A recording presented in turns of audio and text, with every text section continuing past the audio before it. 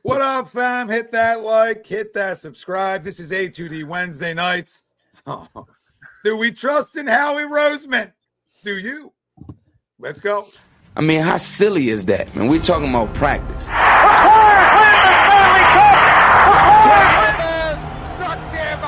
The Philadelphia Eagles are Super Bowl champions. Eagles fans everywhere, this is for you. Let the celebration begin. Welcome in, everybody. This is A2D Wednesday night. Only on Jesus God. Would you just yawn, man? You got sleep apnea? You just growl. Did you just growl? I mean, what was that? What just happened here? You gotta mute people. This is unbelievable. First time on camera. A2D Wednesday nights. We got Noah, the dinosaur, Ryan, Alizik, Mikey Buckets, Greg Milwakovic, Luke Brown. I'm Tom Arnone. Everybody out there, welcome in. Phillies Spring Training's upon us. It's continued. Who gives a shit? But we'll talk about it. Nobody's listening. it's great. Sixers versus Raptors. Our thoughts. Our thoughts are a great loss. Great loss. I mean, that's pretty much it. Does Howie have a plan? Do we trust in Howie? Because you have to. I mean, we're going to talk about it. I mean, I'm sure there's people out there that don't trust in him, and there's some questionable moves that have happened. Well, at least one questionable move, in my opinion. All right, but let's talk about the poll question, okay? Because this is gonna fire the whole place up tonight. This is just gonna fire us up. Trading CJ Gardner-Johnson was the right move for the Eagles. Do you agree or disagree? You can let us know. Facebook, YouTube, Twitter. That's where we're live. Everywhere you get your podcasts, we're there as well. Hit the like, subscribe, follow. Most importantly, join the conversation. Talking about it all, Eagles-wise tonight. Everything's on the table because a lot of guys have left the table. So, right, we got to add more things to the table. If you agree that this was the right move, literally shove a dryer sheet so far up, you know what, right? And you could buy me a clue about cap space. You could buy me a clue about every other sheet that you want to talk about.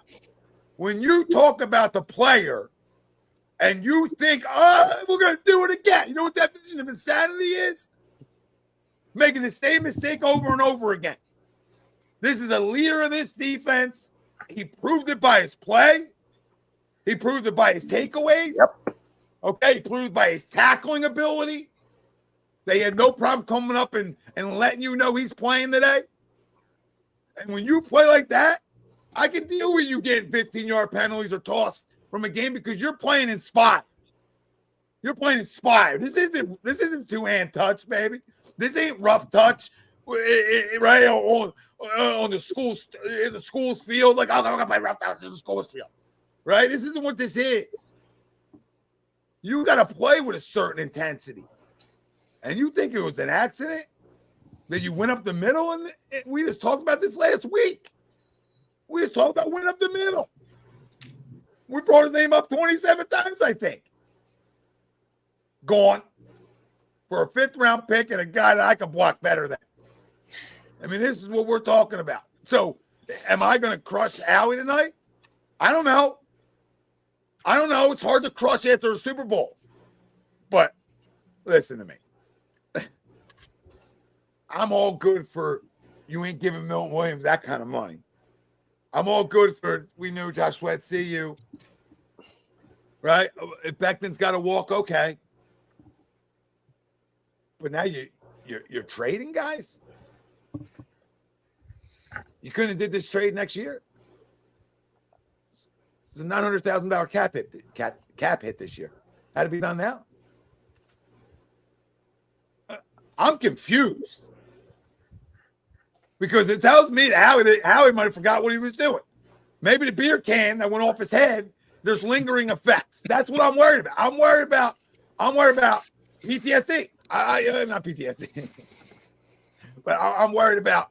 I'm worried about. Yeah, post-concussion syndrome. Close enough. PTSD too. You're taking grenades. getting grenades. Now he's like just looking around. I'll trade him. Sure. Right? Somebody calls about him. Right? I don't know. I get the money side of it. But if you're on the agreed trading tonight, I already told you what to do. Take the dryer sheet, right up to you know what, and buy a bunch of clues, please, for the world, not just for yourself, but for the world who agrees as well, because it's moronic. Did I watch the same football this year as everybody else did, or was I just like did I just watch one game? Did I miss something? Did I miss a guy playing an elite level for this football team? Did I miss that? Did I miss the one game he got taken out of? His defense got shredded up. Did I miss that? Elite? Did I miss this? Greg. Elite? Over the last 3 years, what's the difference in this defense? They were 10-1 without him before the collapse. They were 10-1 without him the 1 year that he was gone. Did you watch that defense? Yeah. Okay. All right. They were still 10-1 though.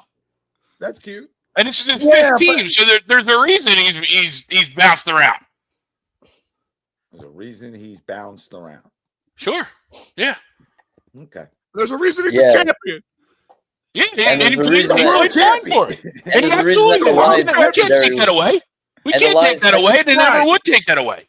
Every team, not every player is going to be a fucking choir boy. I love it. Sometimes you need a guy to play with an edge. Sometimes you need a guy who wakes up a little pissed off and ready to rip somebody's fucking head off. Okay. I don't disagree. Need.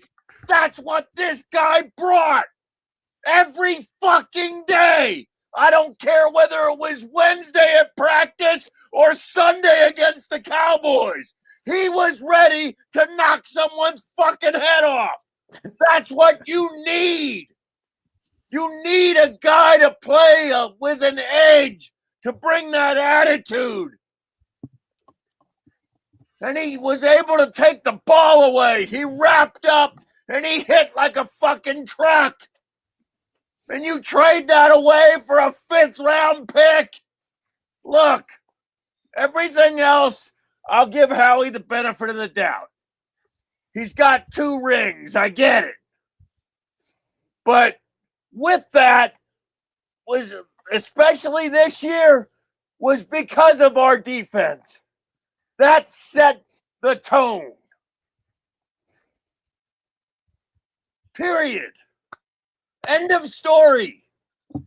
The Chiefs had 6 fucking points with 2:59 left in Super Bowl 59. You know why? Because of guys like CJ GJ.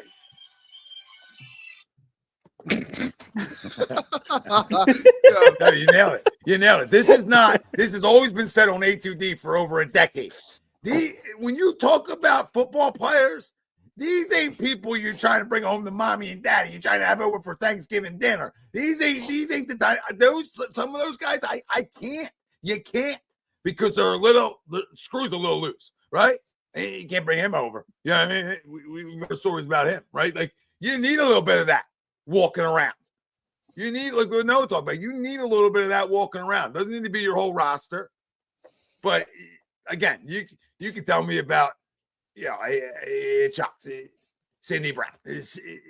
Sidney Brown. Like that's where we're going. Okay. And if Sidney Brown can play, and hopefully he can, because I'm all down for it. That's the only way this makes sense, is if Howie is just bought in on Sidney Brown. If he thinks it's just going to be a breakout year. There's a lot of other options out there. It's the only way that makes sense. Sidney Brown, they signed Louis Sean, a Georgia guy, at the end of last year. And there's a guy out there still, Justin Simmons, who says there's only one team on his list, and he's an ex-Vic guy. Right? So like, trying to outsmart when you take the move in itself, it is shocking, 100%. Didn't have trading CJ GJ on my bingo card for the Eagles offseason this year. Absolutely not. Right? But I agree to the poll. I'm okay with it, right? I think it's the right move because, and I know, Tommy, you don't want to hear it, right? But you got to get ahead of the Jalen Carter contract, right? You got to get ahead of that. And especially when you see what Milton Williams got on that, and Milton Williams is nowhere near, no disrespect, nowhere near Jalen Carter, right? So you got to get ahead of that. And if there's an opportunity to sell high on a guy, right? You sell high on the guy because he was very effective for us this year, right? He was very good for us. I won't use elite, but he was very, very good for us, right? And everything that you guys have said about his intangibles and about what he brought to our defense is 100% accurate, right? But those are also the guys that are volatile and are tradable because they bring that to everywhere that they go. And that's what makes, I think, CJ an interesting piece for Houston, because then you team him up with a defensive guy like D'Amico Ryans, and we'll see what that happens, right? But I think for the Eagles, if we were living in Houston, and that's fine. But for the Eagles, it's the same It thing. was Nate Whitney, Houston. You know what I'm saying? And what did you get for him? You got nothing. Who cares? Who cares? You got the $3.5 million cap space Well, you said and a tradable. fifth-round pick. Howie's got Tradable. 20-plus picks in the first 5 rounds of the next 2 drafts. That's it. And that's more. That's what this trade did. It got Howie another toy in a pick and another project for Stoutland. Can And I if ask you a sit question? there, Can I ask give you me a 1 question? second, Tommy. Give me 1 second. If you sit there and think that both Vic and Stoutland were not involved in this deal, and then I think we're all sitting here crazy, because I think Vic has proven his influence on this defense to say, no, I need him, right? I need him here.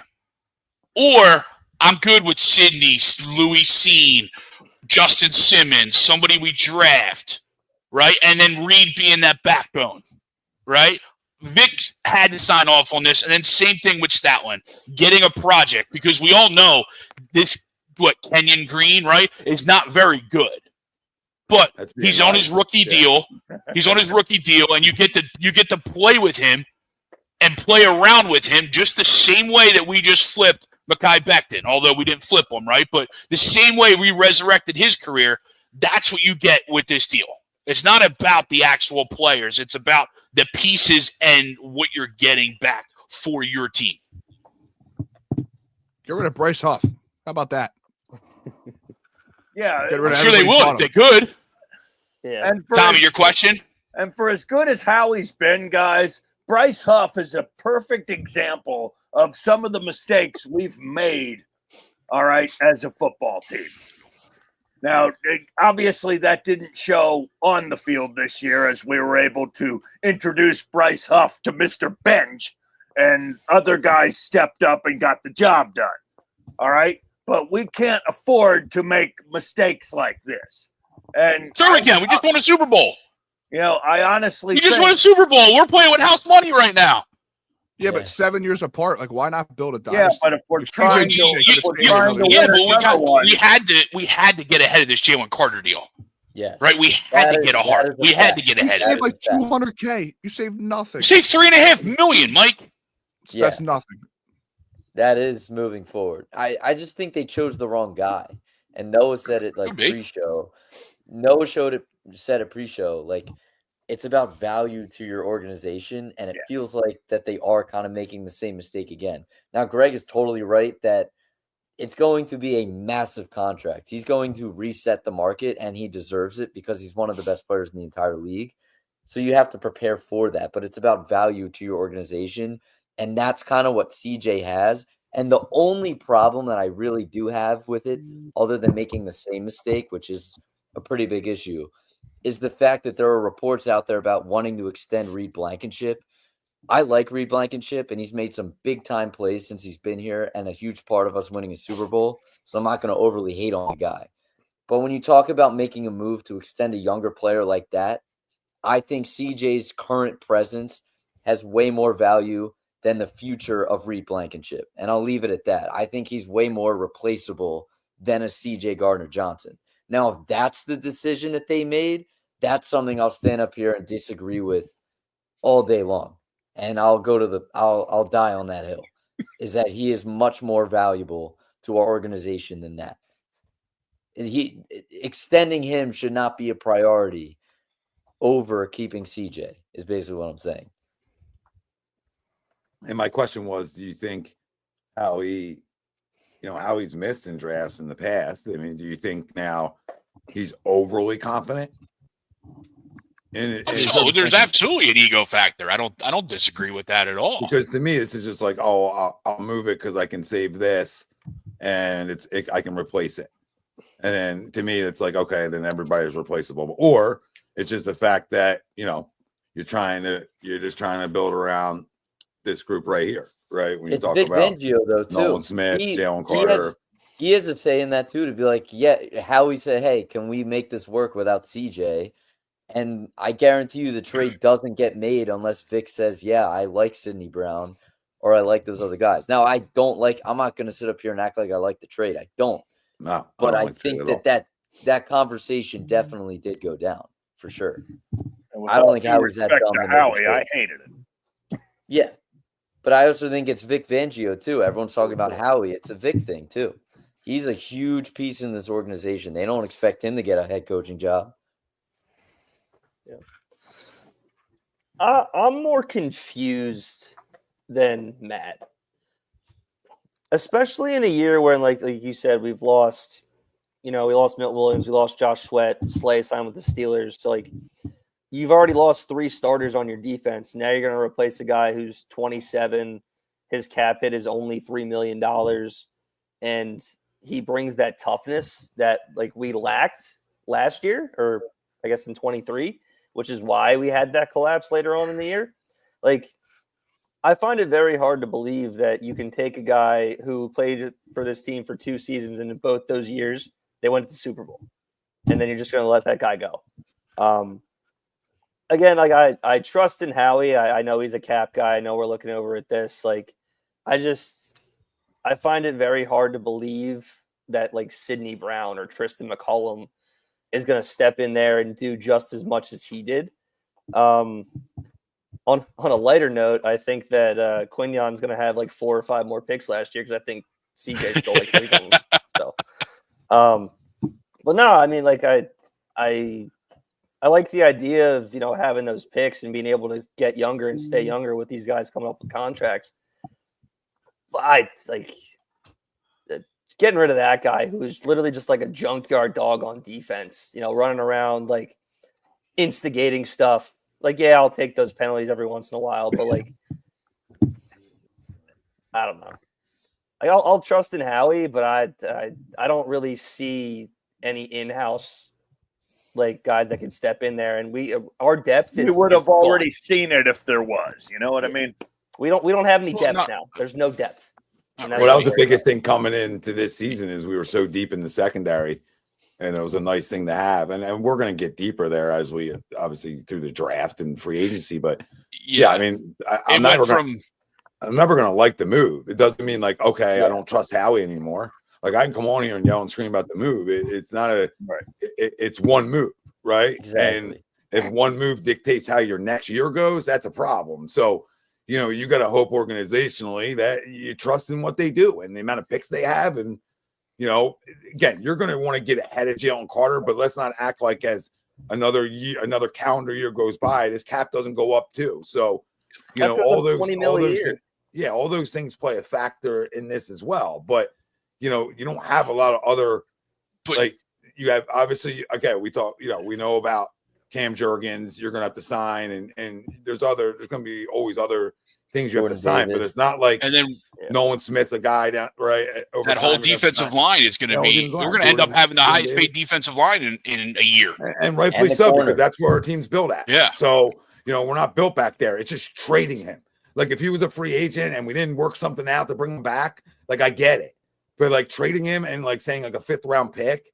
Okay, now we're being really ridiculous. Yeah, now we're just I get it. You're not going to get a higher pick, but also the other side of that is I know I'm not getting higher picks, so I'm just not going to trade him.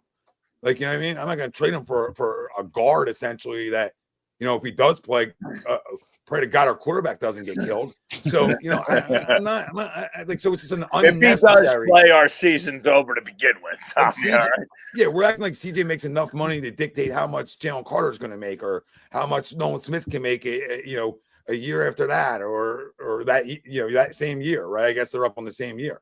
Yeah, and then Jordan Davis, do they want to bring him back? I'm sure they do. So in terms of that, like I'm all for that because I love those guys, right? So you don't really want to lose what's the biggest strength of your defense, which is up front. So on that, like, okay, yeah, I guess you could sell me, but I still think you could do that with him. Like, I don't know why, he's the one that's like, okay, he makes too much money. That's where it gets me. Like, it's just an unnecessary trade. Yeah, it's choosing him. That's and bring back Isaiah Rodgers. So like the Goddard thing, I love something. Yeah, that was another shocker to me that they just didn't even tender him, right? Yeah. Bro, we all talked about Goddard in the past and how that was going to be somebody that we liked on the field, but we understood if they had to make a difficult decision financially that we were okay with letting him go. CJ was not really one of those guys. So that's where we kind of have a problem. We all understand financially they're going to have to make tough decisions. And it's also the fact that, like, look, you can say what it is. They've spent more money in the last 7 years than anybody. So you can't really give them that much shit. And they really bought themselves a Super Bowl last year, if you think about it, right? And more than Saquon, more than AJ, Jalen, Devontae, Jalen Carter, everyone on the defense, the biggest asset this team has is Howie in the draft. They have 20 draft picks in the next 2 years. Okay? So if in terms of trusting Howie is the question on the ticker below, of course you do. Because signing Saquon helped, signing CJ helped, trading for AJ helped, no doubt about it. But all those holes were done in the draft. And now that we have these other holes, I'm going to bank on the fact that he has more than enough assets to fill him through the draft again. So I'm not freaking out at all. I'm not. Well, Did you guys see the we just made an unnecessary like extension to a contract that we didn't really need to do too. Like we didn't need it. But it saved cap money. Yeah. Okay. All right. It saved a ton of money by doing it. On the paper, on paper it seems unnecessary, but it cut his cap in half. Yeah, no. It just hit me, but you're right. It did save it. It took it from like 13 and a half down to like 6 or 7. In my head, I was like, man, we just did all that for no reason. But no, yeah. And you're right though, but the timing is strange, right, Tommy? Like you sign that and then it, the perception is you let your entire defense walk almost, right? Like you sign Saquon, right? You re-sign Bond, you extend Saquon, you re-sign Bond, and then like the whole mass exodus, right? But I think we sat here even last week, and we kind of knew obviously Williams was gone, right? We hoped we could make a backroom deal, right? But we knew he was gone, and for that money, go get him, dude. Right? You're never gonna live up to that contract. No offense, love you, but I think Milton Williams is in a sense going to do like what Javon Hargrave did in San Fran, right? Going to go out there, get all that money, but not going to have, Jalen Carter sitting right next to him to help him, to leave him one-on-one, right? To wreak havoc, right? And if you look at it stats wise, you could argue that Ojomo had a better year than Milton Williams did. Pure stats wise, right? Like, Williams obviously flashed more and made a bigger impact, especially on the biggest stage in the biggest game. But you could argue Ojomo had a better overall year. Yeah. And that's why you got to draft well. So, yep. I think that's another big thing is the 20 draft picks in the next 2 years. Because people forget. Did you guys see the clipping of what we got acquiring from the Carson Wentz trade? Like the players we acquired using the picks? Yeah, it's Devontae Smith, A.J. Brown, Jalen Carter, Cooper DeJean. Which is just nuts. And that was from one trade. We got those 4 guys. Yeah. So it's like, that's a weird example, but that was another move when you're like, damn, he just had an MVP season. Now he's gone. And he hasn't been the same since. So maybe in-house, they know something we don't. Vic Fangio is kind of an old school guy. Maybe he just thinks he can plug in whoever there. But he's just a fan favorite. A guy that gives it his all like that. Like he embodied Philadelphia. Like he was Philadelphia. Just balls to the walls. You know what I mean? Talk to smack. And he kept his composure, like in the Super Bowl, hands behind his back, staring at Travis Kelce, like, go ahead, do something. Like, he was just such a fan favorite. So I think that's why it's tough to let him go, especially when he was here for 2 seasons that went to 2 Super Bowls. Yeah, that's the key. That's the key. Yeah. Like, we did it twice. You know what I mean? Yeah. It's one thing to do it once, but then you did it twice, and it's like, okay, what are we doing? You know what I mean? Right. We just can't stand the guy. Like, did everybody he hate him? wasn't here in 23, and we looked like dog shit on defense for most of the season. The only reason we had that 10-1 start was a little bit of luck and a lot of some damn good offense. But that's why it's such a shock, because he said it at the combine, which is like, hey, be patient with me.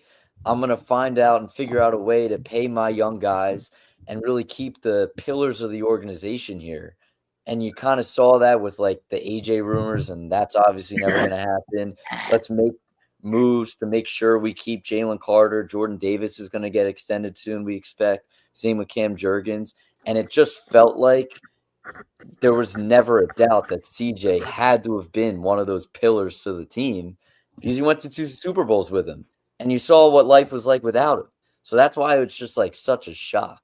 That doesn't mean that we're all panicked, but it gives you great reason to be like, what the hell are you doing? Is Bryce Huff completely untradeable? What's that? Is Bryce Huff completely untradeable? Yes. Unless you're able to throw him in as a... I don't even think it helps your cap by trading him either. So it doesn't like that. The only reason I'm bringing that up too is like, if you got rid, he stinks out loud. You get rid of him with a CJ Gardner-Johnson, and CJ is just like the ass end of it, and it's like, damn, didn't want to let him go. But like, I don't know. I would have done something like that too, not just get rid of him for. I think it hurts your cap by trading him this year. I think next year is the tradable year. I'm pretty sure. Yeah, I mean, listen, Jack, he says, appreciate the super chat. CJ gave up a near league high in TDs, and the grit you like isn't as necessary when you have the talent. Going young, and CJ doesn't fit the culture. I don't know if he doesn't fit the culture. I think he helped create the culture, but I also think, other guys did too. Feared defense in the NFL. He was on. Yeah, he fit the culture to a T. I'm just not an analytical guy, because most of those touchdowns that he gave up were in garbage time, where you're up 40-0, and he gave up a touchdown to DeAndre Hopkins up 40-0 I mean, like, I don't give a shit. I mean, just he's definitely not the same player he was. I mean, he was toast a lot this year. Yeah, he's not the same guy he was 2 years ago. I have no problem saying that, but I still wanted him on the team. I would say toast. Like I say when I say he played at an elite level, I talk about his tackling after week 4. Like, I talk about his ball hawking skills.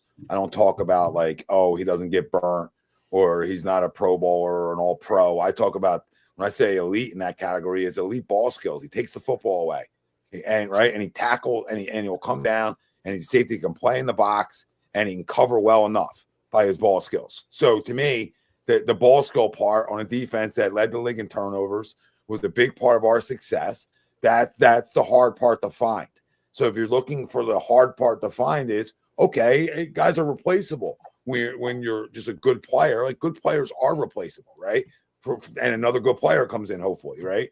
But the ball hawking skills is not something you always find in your secondary, right? That's where I'm at with it. That's where I'm like, I don't like it.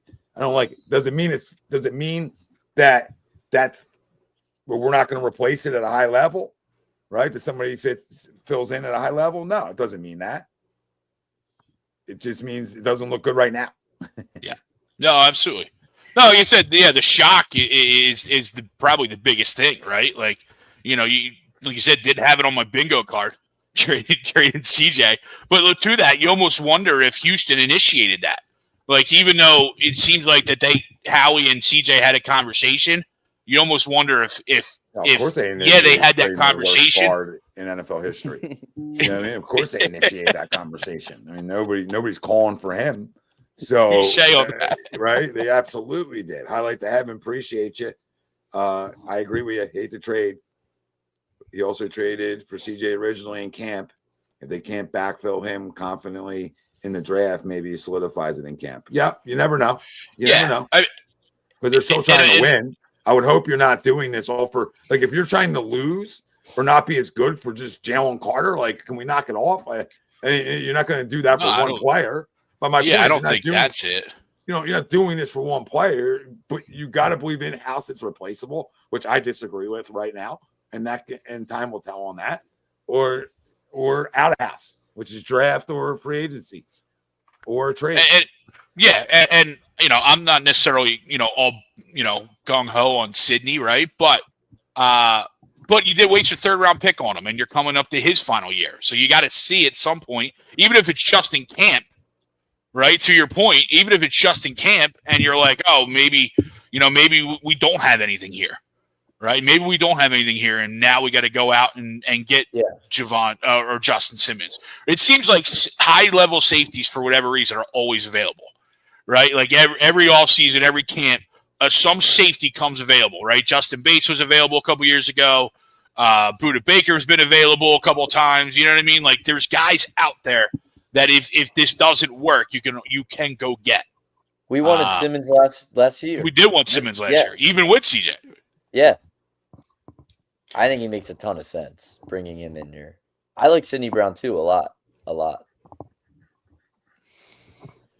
But He's a crash at some point though, you got to see if he's it, right? Yeah. And Louis Sean has played a lot of high level football. There's also another safety, Starks, coming out in the draft from Georgia. We know they love that draft tree, right? I think it's Malachi Starks. Yeah. Yep. And no, I do trust in Vic too. Like, so it's not just Howie, unless Vic has no say, and we all disagree with that.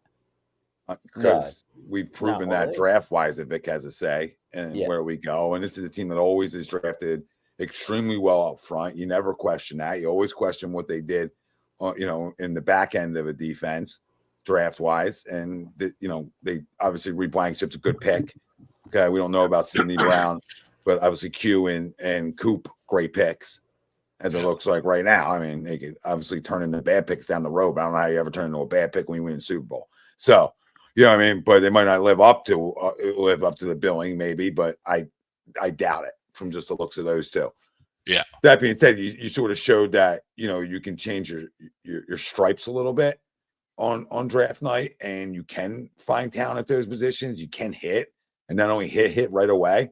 So I think that brings in a whole nother confidence, maybe. So like trying to think internally, right? A whole nother confidence internally to be able to say, hey, listen, this is what we do now. We believe in the people in our draft room. We believe in everything we have in-house.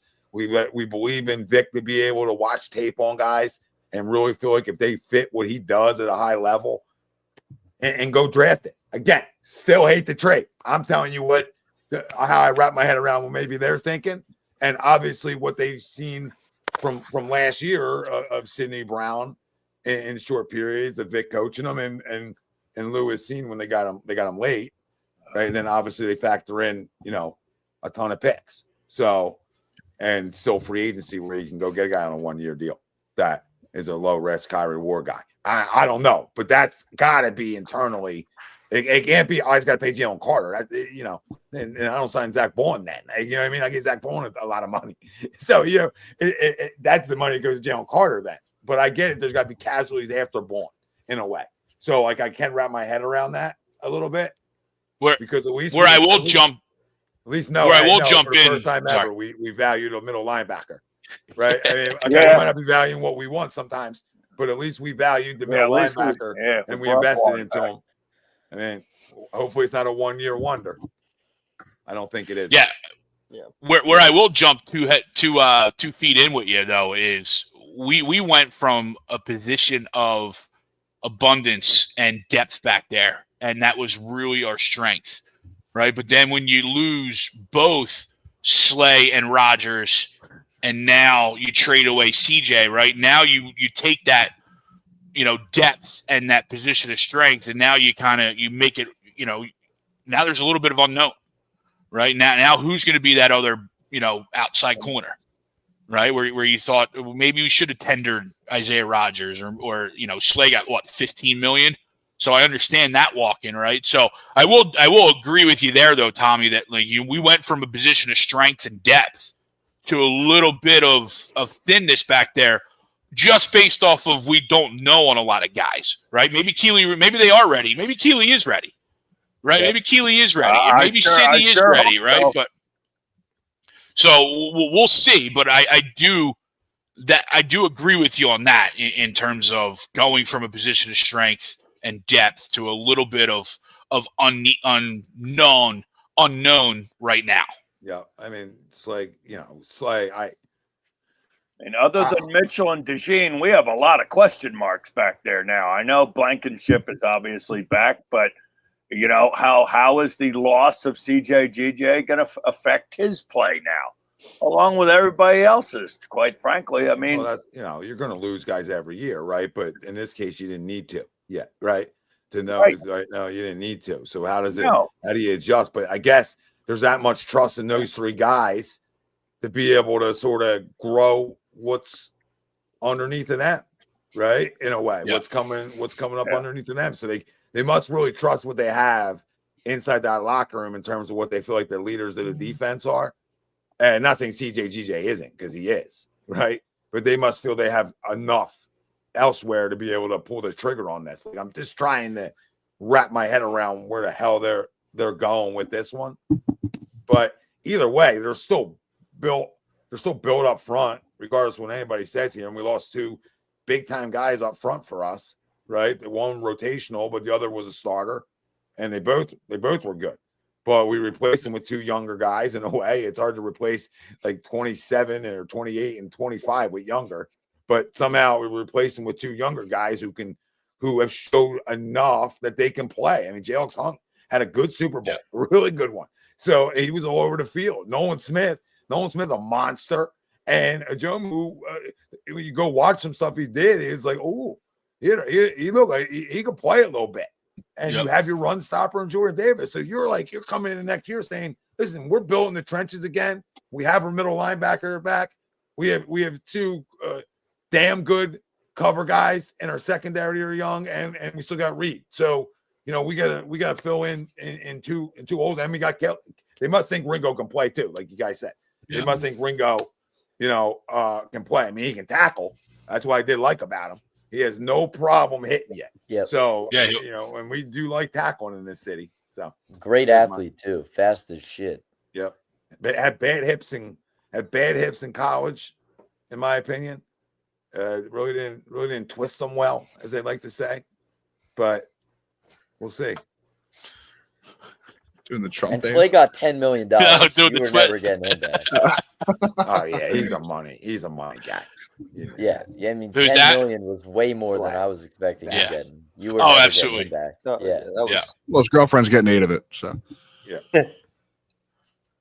And you knew when it's almost like it's like call you to trade CJ because he had no problem saying some things, the day before or 2 days before of Slay going. and they got my boy Gainwell, man. When did Steelers become like allies? Fuck that. When they're trying to lure Aaron Rodgers. Yeah. I hear he's moving the Giants. Give me that, dude. He can't move or a lick. I think Russ is meet with the Giants too. Yeah, he's met with the Browns today. I think Russ just met with the Browns today, and I think he's going to the Giants tomorrow or something. Yeah. Either one of them. I guess these guys don't know when to hang it up, huh? Well, if you got someone still wants a 30 million, why would you hang it up? Yeah. Well, I mean, Justin Fields has got what, 20 million a year from the the Browns Jets? would be dumb enough to do that. They give him 20 million You need I think he got 32 a 2 quarters. years, like 42 mil, something like that. Yeah, 20. Yeah, I think you're right. 20 guaranteed, Yeah. but it's only a 2 or 3 year deal. Yeah, two for like 40, I think. Maybe a little bit more than that. Imagine being a Jets fan. Oh God! Yeah, but he gets like most of the money in it's basically a 1 year deal though. Okay. Honestly, Yeah. I think it was the best thing for him to do because they're sitting all the way like 7. They're saying we're not getting one of the better quarterbacks. We're not making the same mistake of paying an old guy again. Like if this works, great. If not, we'll be back in the draft next year. We're good. I think it's And probably with all the best money thing they got to for them eat with do. Rodgers, if they suck, then it's probably best for them. I think it was probably. I'll tell the you what best move though. for I them to mean, make. Well, they got no problem sucking. They've sucked my whole life. I mean, fuck. The fuck's Hey, the those first couple Mark Sanchez years were okay. Yeah, that's the last time they won a fucking playoff game. Yeah, Mark Sanchez was 2009 or their something, quarterback. around that. I forget what year. You expected this, Wells? You said you can't keep everybody expected this. I assume you're expecting losing a lot of guys, but I assume. Yeah, but I didn't expect. You don't mean this move. I didn't expect them to be dumb enough to trade our hardest hitter on the team. At least. Again, they've done it twice. So are they dumb? know. You know what I mean? Like, I don't think they so, did it but- twice. You know, Detroit let him walk, right? Yeah, You, Detroit felt that too. Their secondary was the Saints family. let him walk, right? So, like, And are they they did all too. dumb? The Saints, maybe. The Every Saints, team maybe. that's 'Cause every team that's let Saints him are probably go was dumb. worse off the year after. Every single team. That's fair. Every single team. It's probably it's definitely just a locker room issue. Like, guys probably just think he's annoying. When he's on the field, you'll love him. But for the 60 minutes you're not on the field every week, they probably hate him. Maybe those other places, but not here. Oh, well, you don't like everybody you work with. It is what it is. Hey, you think I like everybody I work with? Come on. Yeah, but this profession, though, you can make moves, right? Like, I can ship you out if I don't like you, right? Yeah, I can't trade Tommy for a 5th rounder tomorrow. Mikey, I'd trade you for a See who bites. You know what I mean? See what kind of market out there, right? You go If we get a guard. Yeah, man. If we get a guard. Get a guard. Graded out. He's graded out at 32. 32 Stick pass University. protection at 100. What? 32. Did he block anybody? Did he get a ball on any person? Out there blind. Did you blindfold him? Was he blindfolded? What happened? How did this Might have happen? been better if he was. Man, they'd probably trade me for a bottle of Vladimir vodka.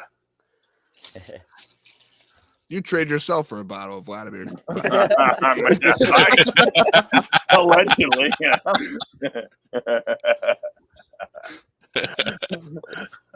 Yeah, I just think what's a shock is like it's how quick it is. Like, just turnover in general in sports is what's crazy, because it's just like you win a Super Bowl and it's just see ya. Coordinator's gone, like defense gone. Like it's just the way it goes. It's hard to you can't really just run it. They're not the Phillies. We're not coming back with Garrett Stubbs again and bringing everyone back. Garrett Stubbs gonna be Triple H. They're not, but No, I know. yeah, I hear you. I'll just be a while. Good old vibes guy. Jesus Christ. No, I mean, like, I mean, it's a good game, though. I mean, you can be a backup catcher or be a vibes guy. You just keep getting 1-year deals. Yeah, you can make stupid. You can make stupid fucking comments like he did in the Arizona series. Yeah, we're gonna go jump in their pool, even though I don't even fucking play. Fucking jackass. Yeah, but he's got the Hawks though. he makes the playlists. Yeah. Oh yeah, I forgot. Can't replace that. Christ. Irreplaceable. Some things are just irreplaceable. I know. I mean, is back then as good as gone though? Yeah. I find it very Sounds hard like to believe that they're going to bring him Sounds back. like it.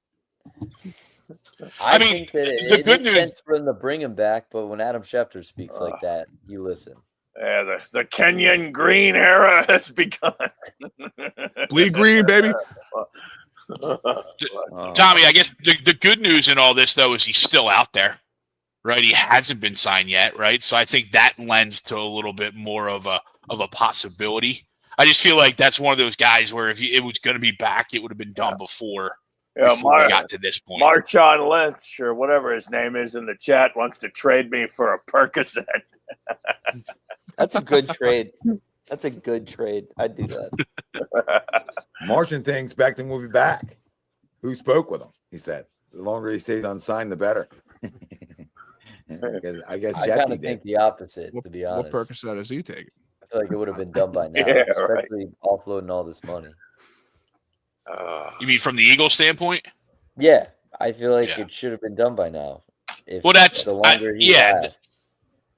That's where I think if it was going to be done initially, you would think it'd be done right now. Yeah, they have It to would have have gotten some there sort of beforehand. understanding of what he's expecting and what he's getting. Yeah. I don't know. I feel like Howie, with that situation, was probably like, hey, we'll give you this. You can test the market. You come back, we'll give you this. Right? And he's got Hard knocks. I don't know, a 2 or 3 year deal on the table for whatever it is. And it's like, all right, hey, if you want to test and come back to us in a couple days, go for it. But And he's not coming back, right? yeah, no, he's not coming back. But at least if you're the Giants, then you sign Darius Slay into the same deal you didn't want to give Saquon Barkley. Right? At least you could go and do that a year later on the anniversary. Phenomenal. Derek said, I just think that the people are not used to Howie not being quiet this early in free agency. We're all used to the splashes. I mean, we are for sure to a point. But when's the last time that he's had 4 to 5 guys that he knows he has to pay big money to keep here? That's never happened before either. Yeah, because so you have to act accordingly. I mean, like, you don't want to end up being like the Bengals, where you pay a bunch of guys, or the Saints, where you pay a bunch of guys a shit ton of money, and you don't have any kind of room to fill out the rest of your roster. They waited. You don't want to be like the Bengals and pay guys, be like, okay, now we want to trade Hendrickson, and there's almost no market for him because it's March, and you didn't let anyone know until now. It's like you got to prepare for that. I think they're handling it better than most teams in the league, for sure. They have 20 draft picks. 20. That's crazy. And a bulk of them are 5th round or higher. Yeah. 4th round or higher, right? Yeah. It's Highlight Heaven says, would you do a 1-year deal for Cooper Kupp to solidify the slot? No. I mean, it's way too much money for that. I'm good. 1 year? No. I'd do it. I wouldn't say no, but yeah, I'm sure he's getting more than what we probably can afford. They still need a linebacker too. I mean, that's but think about all that cap we just saved with CJ. They need Jeremiah Trotter, Axeman Jr. I'd rather pay a safety or a linebacker or a corner than a third receiver, and that ain't even close to me. We don't. Absolutely. We don't need another receiver like that. There's not enough touches to go around. Maybe if sure, we Goddard do goes throw the somewhere ball else, 10 times there's not enough touches. I forgot we throw it 40. You're absolutely right. We only throw the ball 25 times at most. 22. As we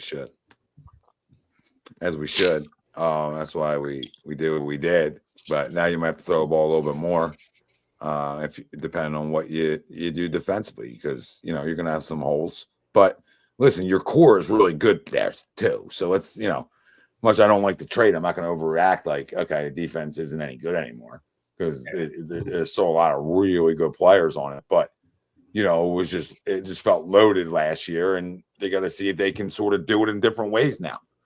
Yeah. Right. In terms of that, because you do got to sign these guys, and you don't want to get caught with your pants down either. I still don't think you need to trade them this year, but you still don't need to get caught with your pants down. So, they're in the sheets more than I am, and they know what they can afford and can't afford down the road, and what's their easiest way out. Still doesn't make it right decisions, right? Was it this year his final year of his contract? So he kind of had, if you were going to trade him, you had to do it now. No, I thought he had. I still thought he was. I thought that's because there was when they signed Saquon, there was a whole tiff on Twitter about how he should go now and start asking for more money, because obviously they set the precedence by redoing Saquon's in year 1, right? So, I think he was up, whether it's next year, 2 years down the road. I think he was naturally up for an extension, and whether he went in and asked or he did it, obviously who knows, right? But he was another guy that was potentially coming up soon, and they obviously just didn't want to pay him. I think that absolutely had something to do with it. That's why when you listen to him talk, I feel like he would probably be the first person to be like, what the hell just happened? Like, we just won a Super Bowl. What the hell? And instead he's saying, I understand they need to pay these younger guys. I think that has a lot to do with what happened. Yeah. Yeah, I think he said that verbatim right on his. Yeah, he did, which to me was shocking. I was not expecting that. Like I was that day, right? Like that day. Yeah, I was expecting the world to end. It sounded like a guy who knew he was going to get traded. Which can be a good thing, right? Was that a dog? That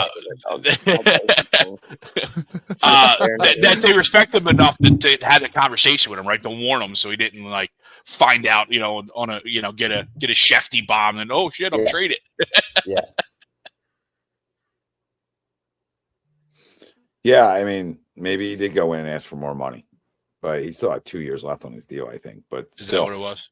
I think it is. Yeah. It was a 3-year deal, but I think he got most of the money in the first year or something like that. So, which kind of most of the time when that happens, you ask for an extension. It's pretty much because in theory it's a 1 year. Yeah, it's a 1 year. Yeah. Oh, so he went. So he could have went and asked for more He money. that's probably what happened. I've never thought about that, but that's probably exactly what. Especially when it comes out of his own mouth that they need to pay the young guys, and he understands. Him of all people is understanding with that. I think we need to start like managing our own expectations for what's going on. I feel way better about the trade now than I did before the show. Yeah, me too. We sort of talked it out. Yeah. Right. Wow, That stage of grief, right? Boy, Stage of grief. good for you fellas. Wish I could say the same. Not happy with what we got back. I'll be open and honest about that. Oh yeah, no, I can completely agree there. Yeah. But they obviously must want to sign him. Right. Interesting. So if we see that news, I feel like we can all just be like, okay, it had to be done. Yeah. If that comes out at some point this offseason.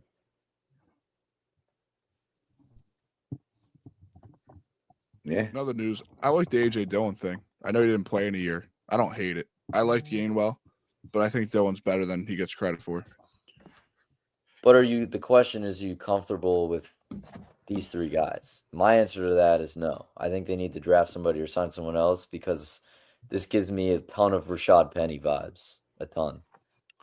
See, my answer to it is yes, because we had Rashad Penny with who? Miles Sanders? Like, who was our number one? No. It That really was was Swift. That was Swift. It was Swift. DeAndre. You're right. Yeah. So, I mean, like, Swift was good, but he's not Saquon. Like, to me, if He's you not. have to You're right rely, about that. if you got to rely on a second, like, if AJ Dillon is the reason why we don't win football games, then, like, you know, I'm not watching the Eagles. Like, right, but they still You know what I need, like, we talked about it time and time out, like, just the word reliable. That was Kenny Gainwell. And 100%. The one thing AJ Dillon is reliable. So I think it's more of a nod towards Shipley, in my opinion, because like you got rid of Pickett, and that makes Tanner McKee QB2. I think Shipley could win the job for running back. Yeah, I think that's another deal I they're like doing too. here. That's what they're doing. Yeah, getting They're rid of just going. Pickett, getting a pick and DTR, phenomenal. They just believe every player they drafted can step up. This is what they feel like. So, you know, but then you're again, I mean, you're always hoping no injuries, right? But you know, you're always hoping that. But you know, it can be inevitable. And like this past year, it wasn't. Yeah. Right? That's why, like, if there's a year like a guy go down, it was probably this year. Right? And that you might have somebody to back them up that you can trust in enough, right? That it wouldn't kill you. You know, now next year is a year, as on paper, right this moment, that you're like, oh, rut-row. Hope we're healthy. Hope we're healthy. Yeah. But again, still a super talented group. Let's see. Are they going to trade Dallas Goedert? Is that the next move? And it's still super early, right? There's Mr. Coco. Naturally. Mr. Coco. Mr. Coco. Yeah, I'm in love with the Coco. 4 or 5 days into actual free agency. A couple days in for actual free agency. There's still so much. Yes, 3 days. Yeah. Like the draft. I mean, technically, free agency hasn't started yet, right? This is all with the legal tampering deal. Yeah, technically, but absolutely. The draft's in what, a month? End of April. Yeah, month and a half. There's so much stuff that's going to go on over the next month and a half. Training camp's not until July. Like, yeah, we want to yell at something now. No, not right now, please. Yeah, he wants to yell. Yeah, she's mad about CJ. See? Don't worry. No, so am I. I'm not overly upset about it at this point. But yeah, like you said, we kind of talked it out. So we'll see what happens. Yeah, I'm so pissed off about it because I just want to dominate people again next year. But I can get over it. But there's a lot of time to get. If we hoist another trophy, yeah. Yeah, I mean, I'm not gonna I can get over it depending on if I like what they did there, or I like what they did on the rest of their like remaining holes on their defense, right? Are they going to trade Dallas Goedert next? Right, is that the next shoot a drop here? and now and that's another guy gone that we're just trying to get the most value for, which means we're really going in a youth movement. And you believe in your quarterback, baby. Yeah. Right. And so do we. I was going the same direction. So you believe in his leadership. You believe in the leadership you paid. You believe in the leadership of the younger players in your building already to be able to step in those roles because they were leaders at college. So you're just bringing guys in that are younger than them anyway. Right. And so they're essentially the leaders of your locker room now. And you believe enough in those guys and their work ethic and the work they put in their rookie year, second year, third year, that these guys are the next wave. And now we got to go back and we got to draft around those guys. So that's what you're banking on there, but you're banking on your offense is loaded. You know what I mean? You're through all this conversation, this offense is loaded. Still, yeah. Loaded. So, I mean, as much as I'm like, I don't like I hate it. It's a dumb move. You could have got more probably. I don't care about the 5th round pick. Give me back a guard that can play. You got another guard? Yeah. You know what I mean? You got another guard that can play. Maybe that can be like, because when I saw the deal, I was like, oh, maybe the guy can play. And I went and looked up some things about him. I said, or he can't. Got that wrong. I think he'll be your trash man this season. Well, they had the worst offensive line. That's what I mean. He'll be your trash man this season. I mean, AJ Dillon might not make the roster. Those moves don't equal like a 53-man roster guys necessarily. Yeah. So we'll see. I mean, listen, he's got to go back into the draft, and he's got to hit again. As simple as that. Because the only way you do this and keep replenishing and have teams like that is you got to go hit enough. Because if he can go hit enough with what he already has, this team's in great shape. He just got to go hit enough. You don't got to be 100. You don't got to be. What did he say? He's got 20. You don't got to be 20 for 20. But you go. And I think 10 of them are in the top 3 or something like that. You go 8 for 20. If he batted 8 for 20, he's in a good spot. Yeah, if he keeps hitting the top 3 rounds like he has, you know what I mean? Even at a 60-70% rate, right? 2 out of the 3 in starters. 100%. The last 4 years, well, now it's been 100% rate. If you look back, a 100% rate.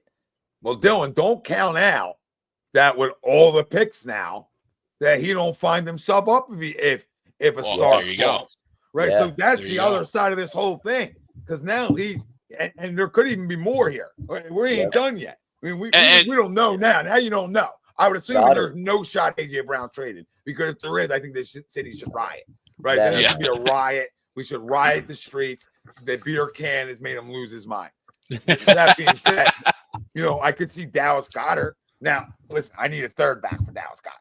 Right? Because, right. It's at 4th is what's being They can take the 4th and they can shove that up there. You know what? I want a third back. If I'm trading a healthy tight end at the top 3 to 5 at his position when he's healthy, and he's a combo tight end. He's a combo guard because he can do both. Then I'm in. Then you can sell me on making another move to one of Jalen's favorite targets, right? But I need a third at least. But I have a third got more power to get me to where I want to get to. Yeah, they feel like they have to do something with him just for cap reasons. Honestly, like if you look what's out there, maybe you draft somebody. I'm cool with just letting him play out his contract and letting him go. Me too. I would hate it. Yeah, I'm cool with that. And that might be where they're headed. Yeah, he's going in the final year. And I'm not play and stay healthy for 17 games and prove he can do that. Right. And then I'll be like, okay, then maybe I can talk extension with you. But he hasn't done that. And that's what hurts him at the negotiating table. Right. That's what hurts him at the negotiating table. That's why he hasn't been signed yet, or he would have. Because the talent, you can't question the talent. That's why if a team calls me, I'm not going to settle for a 4th just because, it comes off my books next year. Let me get a 4th. No, I'm still saying, yo, you know who this is? When he's healthy, you know who he is? Like, I'm not blah, blah, blah, blah, blah. Because I can trade him at the highest value now after the Super Bowl. Right? I saw something earlier today about if they do decide to get rid of him, like you could go get a guy like Michael Mayer from the Raiders because they got Brock Bowers and that dude's disgusting. But they took Michael Mayer the year before. He's like a second or third round pick that is getting 2-3 touches a game, maybe, because Bowers is getting 10. There's also the guy the tight end in college who had statistically the best year is a Bowling Green guy, and we just hired his head coach as the quarterback coach. Fannin, Harold Fannin, I think his name is. He's really good. So there's that connection, and he's a second, third, fourth round pick, right? So there's that connection that you can draw. I mean, who knows if it actually happens? Now, I don't think he's much of a blocker, right? He's more of your traditional like pass catching tight end. But it'd be an interesting name, and it's an interesting, correlation that you can draw because of what the Eagles did on their coaching staff. That's all I keep. Keep his tight end. And they might get crazy. They would all these picks and go get Tyler Warren at 12. You know what I mean? Who knows? People now we're talking. Now we're talking. Keep his tight end in NFL draft history. There's three. Tyler Warren can play quarterback. I'm not being sarcastic. There's 3 legit tight ends in the draft. 3 of them. Yeah. And Tyler kid Warren from Loveland, the kid 10, from 15. Michigan. Yeah, you're not getting your hands on Tyler Warren. I mean, that's a top 10 pick, so that ain't happening. But which means Loveland drops though, because Loveland going into the year was the number 1 tight end. He's good, and kid he's from also Michigan. more of a dual threat, as they call it, like blocking tight end than the guy from Bowling Green. But the guy from Bowling Green's a monster. It's of course right. It's probably by design, right? But the positions of guys that we've let go or traded are heavy, deep in this draft, right? When you look at D-line, you look at tight end, and then obviously you look in the secondary, right? There's going to be safeties galore, right? So I don't even think that you necessarily have to get a Starks or a high-end guy and go up, even though we could, right? If that's what the thing is, if that's what Howie wants to do, right? But, I mean, look at Reed. Reed was undrafted, right? Or late pick. You know what I mean? So it might have been 5th, 6th, but it was late. My point is, you don't have to go and jump to get a guy that and overpay for or overdraft for. We've shown the ability, and I know we talked about this, Tommy, on Sunday, right? Christian Parker has done a phenomenal job at developing talent in that secondary. Absolutely. And you listen to all those young guys talk at how much that they learn from what Christian Parker, the defensive backs coach, has done for them. So you put him and then Vic, you don't have to go up and so Starks doesn't drop to us, right? Okay. You know what I mean? Like the only correlation there is we maybe need a safety, and he played at Georgia. Right? Yeah. That is the only ties you're playing there, right? No, I was talking to one of my buddies yesterday who's a fan of the Steelers, actually. I'm just like, because he wasn't necessarily happy with the moves that they're making, just because there's no direction there, which I understand. Yep. And I'm just like, look, dude, this is what's going to happen. So we're at 32. Howie's not going to draft at 32. He's either going to trade up or he's going to trade back. Just like somebody's going to start falling. And if it gets like a guy's supposed to be like a top 15 pick and we get to like 22, 23, and he's a safety or an end or something, Howie's going to trade and get that guy, and everyone's going to be like, well, how the hell did he do it again? Because he did. Like, he's so good at picking those spots. And I'm not, again, he'll find a way to fill these holes. And we're gonna be sitting there in August like, oh yeah, no, we're good. We're going 14-3 this year, right? Whatever it's gonna be. Like, yeah, we're good. We got these guys who we never heard of 6 months ago playing for us. But yeah, we're good. That's just like what he's proven to be able to do. And with the way that he's drafted over the last couple of years, hopefully he continues to do that. Because if we can do that, and we're talking about paying all these young guys we have, it's a phenomenal problem to have. You have these guys that you all have to pay because you're just that good. So, yeah, you drafted that well consistently for the last couple of years that now you're up against it. You know what I mean? And not just guys getting their second contract, right? Like potentially guys breaking banks. No, you have the Aaron Donald replacement playing defensive tackle for you. He's the best DT in the league. If he's not, he's second. Yeah. And that's why you have to go acquire as many picks as you can. Like I said, if this was about cap space, that's ridiculous. It's more about picks. Like trading CJ isn't about the cap space. Goodness gracious, right? The more we talk about it, it's obviously about the pick. It's just about another pick. All right, how many picks can I acquire? Because I know I'm not gonna be able to keep anybody else, but on my defense and these guys, right? Like 4 or 5 guys, and then I'm gonna have to sign because I get these just like that deep into the future where I'm gonna have to sign Q. I'm gonna have to sign right. Like, I don't know. I don't know if he's that deep. I'm gonna sign Coop. I don't know, but it's. I think in some aspects, Tommy, you're right. I think he is. I mean, Howie's the type of guy that is thinking 4, 5, 6 years down the line. I mean, that's why we'll win a Super Bowl every 7 years. I'll take it. But generally, though, I'm okay if I'm winning one every 7. I mean, I'm like, okay, like I'm relevant as shit. I'm getting. There's worse places to be. There's worse places as a franchise. But I mean, give me 2 and 7. I'm feeling a lot better about that. Like we just did. Right. So everything 2 and 7. That's what we did. So I mean, but I'll take. I don't know. I don't know. That's the only logic reason. Sorry, go ahead now. No, I just hope we're not sitting at, God forbid, 2 and 7 in November. I obviously highly doubt it. I think we'll contend again. I think we'll be a good football team again, and it wouldn't shock me if we make another Super Bowl run. But I just think losing a guy like CJ GJ really puts us behind the 8 ball, especially obviously on the defensive side of the ball. And I really think that takes us from being a number 1 defense to possibly out of the top 5. And you might say, oh, well, shit, if we're the number 6 or 7 defense in the NFL, who cares instead of number 1? Well, that could be the difference between winning a Super Bowl and being out in the divisional round. Right. That's where I think Tom's right about expecting more to Jalen. I think he's going to have to do more. And I think a lot of times, I think there's blind optimism sometimes in the fan base about Howie. Like this past year was always going to be the most talented version of this team moving forward. It was always going to be that. Oh, right. Correct. We're talking about, we had a conversation a few weeks ago about where that team ranked all time in 2000s, right? Where they ranked. So they're going to have to be better, and other guys are going to have to step up, like paying Saquon Barkley.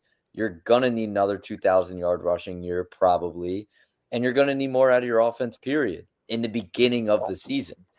And so, who knows? We may get another win a Super Bowl having a top 5 defense instead of having a top 3 defense. Have a top 10 and win a Super Bowl.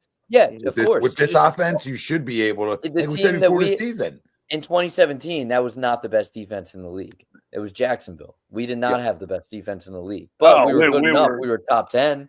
We were top 10. We were definitely top 10. Yeah, I mean, statistically, we were horrible in the Super Bowl, but yes, I mean, during the regular season, we played pretty damn good defense. And through, from my recollection, much of that postseason until we got to the Super Bowl 52. I mean, listen, Brady carved us up. Thank God we got the turnover we needed at the end. I don't expect to be the 85 Bears, right? Like year in, year out, like we were this year. And I always say 85 Bears, 2000 Ravens. Right. When you talk about the elite defenses that will shut your shit down. But then I got to hope that, the core pieces of this defense are so elite, right? We're just going deeper tonight. That the core pieces, how they think internally, are so elite and young. And even there's more in the tank to get even more out of these guys. That's what they're thinking, too. That, like, when I talk about Coop and I talk about Q and Bourne, Jalen Carter, Jordan Davis, Nolan Smith, they got to believe so heavily on those guys being that, like, sort of special already that they can do this kind of stuff. Because if you look at that, if those guys are that good, like they just played, right? If they are that good, it's the top 5 defense in football. And maybe we were talking about the number 1 defense in football next year. If those guys are on the field and as good as they were, and without having to replace some things a little bit around them, we could still be the number 1 defense in football. like just like those other, right? You still could be if like I said, Jalen Carter is elite. Okay, it looks like Zach Bond is elite. So it looks like those two things are still elite. If those two things are still elite are on your defense, you got a good chance to still be number one defense in football. If Nolan Smith is who he looked like he is, right, and go through a Q and Coop are who they are, you're gonna be really good. Yeah. Regardless. So this isn't a move where I'm like, oh my God, there's no shot where we're gonna be good anymore. Absolutely not. Like I like the player. I think he's physical, and I like physicality, right? And I like a little emotion from my players. Is it irreplaceable? No. Do I think it's sort of stupid at the moment? Yes. Right? Like, yes. At the moment, I think it's stupid. Right? But you have time to fix that stupidity, in my opinion. Well, even week one, week one will roll around. I'll still think it's stupid. I just hope we can get away with it. We have two lockdown corners, though, Ethan. We have 2 top 10 players on defense and 2 lockdown corners. Yeah. Can we get to the heartbreaking stuff? While we were talking about the defensive side of the ball, the Nakobe Dean, do we have a timeline on when we think he'll be ready or forever? I don't know what I mean. You're going to be 5, 6, 7 weeks without him at least. So that's a huge need right now.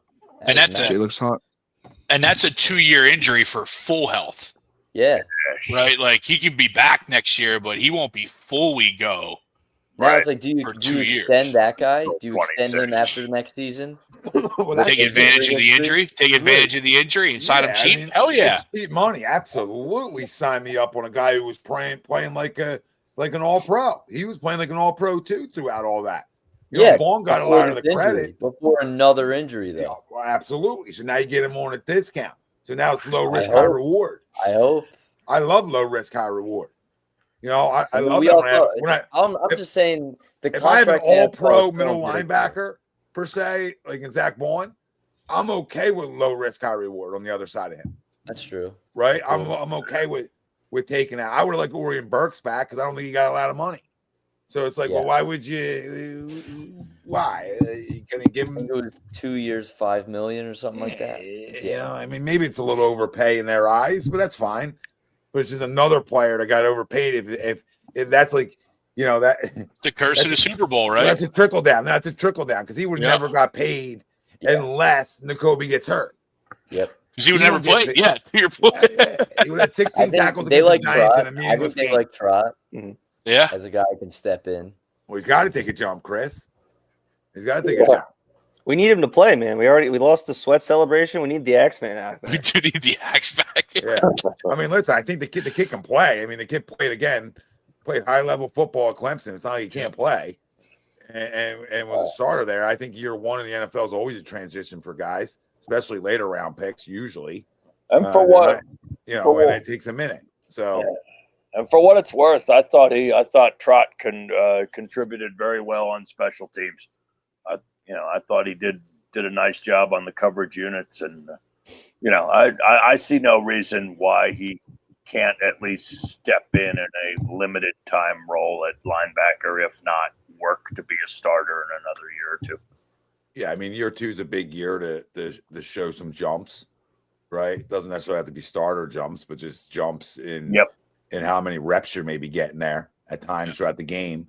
And year 3 is obviously you want to break out. You're going to finally have a guy can play in year 3 or not. But you would love to find the guy sort of, and it helps having that, the sort of to help him with the game per se, the mental and some of those things. But even breaking down film, all that kind of stuff, and becoming smarter, because obviously it's a fast game, but it's a smart game too. and you can make up for some weaknesses per se if you're instinctual, because it's an instincts game. It's so goddamn fast. You don't got time to react. That's why guys like Saquon run by guys running 4.5s, playing D end. Because it's where'd he go? Where'd that guy go? Yeah, I mean, because his first jump isn't a 4.4. It's like a 4 flat. You know what I mean? That first 10 yards is like a goddamn. That could go 0 to 100 in 10 yards. Like, is it? But yeah. Well, you mentioned Saquon. I mean, I would love to get another 2K out of him next year too, but I mean, let's be realistic. I mean, he's a great back. Obviously, he's the main reason why we have a trophy. Here you go. But you know, if he only gives us say 12 or 1400, why would that happen? Are we still? Well, yeah, because then they're stacking the box, and I'll let AJ eat. We saw in the Super Bowl. I mean, his value just alone was worth that money. And that's huge. Where it's going to be up to Jalen to be able to get the ball down the field. It's not just stats with Saquon. Well, I'm just going to say we did that the first 4 weeks of the year. And, yeah, it worked in the Super Bowl, but it didn't work the first 4 weeks of the year per se. Yeah, but they also weren't stacking the box. We were just being we were just being brain stupid. dead with how we were playing. We were just being overly aggressive for no reason. Yeah. Right. But I also understand that early in the year because in a way, we talked about it with Doug years in a way too, though, and Andy years is like you run the win in December. You run the win when it gets a little cold out. Right. You throw the win. You throw the win when it's nice and warm out. Right. And so I guess Brazil's warm too. So right, you throw the win. You throw the win in warm climates. Right. That's where you throw the win in. And you run the win when it gets a little chilly out. And that becomes your identity. So I don't mind it early. But this year, I think early they're going to probably throw it like 40 times a game. You know what I mean? You're gonna be like, is he even touching the ball? Did he touch the ball today? I seen a play action. It was close. It was close. He was close to a touch, guys. He was close. I can see us yelling, but we'd probably be 4-0 because we're just ripping it. We're just ripping. Hopefully, or we're just throwing a ton of picks, and then we're all like out. We're not signing them. A Super Bowl MVP. Who's that? Right? This fan base. We know it's coming. It's coming. September, first week of September, second week of September can get ugly. Second week of September can get real ugly around here. Yeah. Right. We know it's coming. No, they go into halftime losing week one. They're going to get booed off the field. Offensive coordinator doesn't pick up a first down. Defense giving up big plays. Oh, he's going to be lit up. Patulo. Oh, yeah, for sure. If he starts off slow, whoo. Yeah. First 3 and out, he's getting booed off the field. Oh, Mr. Wing, they're absolutely keeping Jordan Davis. Yeah. Anyone on the defensive line that will require money, they'll keep. John, I love you, John. You said you played on one of the shows, you played offensive line, I think. Right? Okay. In your best time of your life, your most physical time of your life, think back with me, John. Close your eyes. I want you to close your eyes, Johnny. I want you to think back when it was, look at Johnny in his 20s, just rough and tough, a little dirt on his hands, physical specimen, he thinks. And Jordan Davis, just one blow puts you out for 6 months. All right, I mean, one attempt. This guy's a massive human being. He would kill the normal human being playing the sport versus him, and the guys that do play against him can't move him. So he's an immovable object. Guys try to move him. Travis Kelce tried to push him. He has his body actually went towards Travis Kelce. Like, you know what I mean? Travis Kelce went backwards trying to push him. Like, that's amazing stuff. Travis Kelce's not a small human being. All right? That's what you're dealing with here.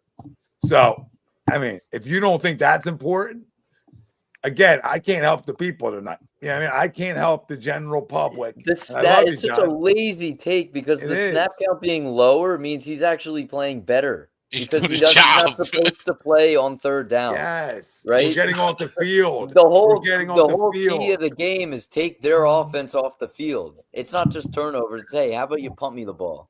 Yep. If he's doing his job on first and second down, that means he's not supposed to be playing on third down. We're not paying him to play on third down.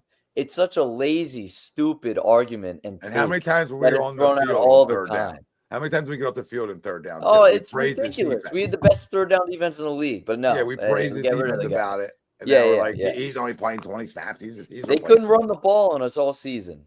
Yeah. And hate to break the news to people. These are the you can open your eyes now, Chad. All these analytical guys. All these analytical guys out there.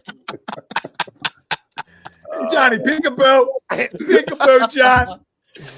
Hey, Ben. Look at John said he can't remember that far back. You might have countered a Jordan Davis hit or two. Well, listen, I'm going to tell you, he's worth more than Milton Williams, and Milton Williams got a ton of money. Not even close. Now he's not going to get that kind of money. Don't worry, right? John. I didn't even remember going to work today. Now, if they go back to another Super Bowl, he might. If they go back to another Super Bowl and win another one, he might dictate that kind of money like that. Then it's like, hey, here's a reason, and like he brings an analytical guy in. He don't bring just his agent in. He brings an analytical team. He hires his own personal sheet team, and they come flying in. I won't call them sheets because actually in this situation they know what they're talking about, right? Because there's a place like we always have talked about on these shows, right? And they come flying in. Let me tell you something. You know why? He plays 20 snaps a game because no better defense in football, and they get off the field on third down and look at the rush average versus football teams, the best in football. They swallow you up because you know what? He swallows up people. You know the reason why Jalen Carter can go be Jalen Carter? A big help is Jordan Davis too, right? Because you get the third downs. You get the opportunities for him to go get his beak wet. Yeah. Now he's playing less snaps because the guy next to you just chewed up two guys on the offensive line.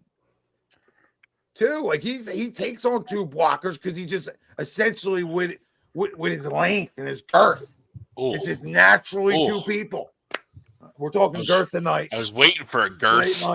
It's late night. Oh my God, John! You said so old in Penn State. I thought you said, yep, you did. You said so old in Penn State. He was in Arizona for the Vinny Testaverde 5. Don't go there. Don't go there. You're lazy to Luke, and I'm not being lazy with that little criticism of the we are. That's all. There's a little criticism why I haven't fully came over yet because I don't know if I'm ready yet. You know what I mean? I don't know if I'm ready. It's like the Sixers. It's the same I might not be able to. You know your ceiling every year. You know, like you're scared to go to the bathroom at a Penn State game. I'm just saying. Come on. I'm just saying. Johnson, you say you're old and you maybe went to a camp, maybe you didn't. I don't know. Oh no. Now we're having fun.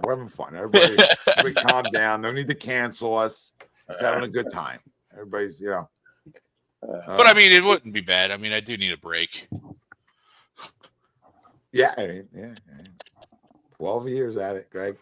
Yeah. I mean, let us know when you get there. You're not far behind. And Greg, you're spot on, right? We have a short memory, right? Like he sacked Jaden Daniels in the NFC Championship game and Mahomes in the Super Bowl. Yep. Two guys who can move a little bit. And he said he's developing. He is. That's why we're going to trade 5 more guys. And I think the biggest key is I like Kelly Ringo's playing all 11. Kazir.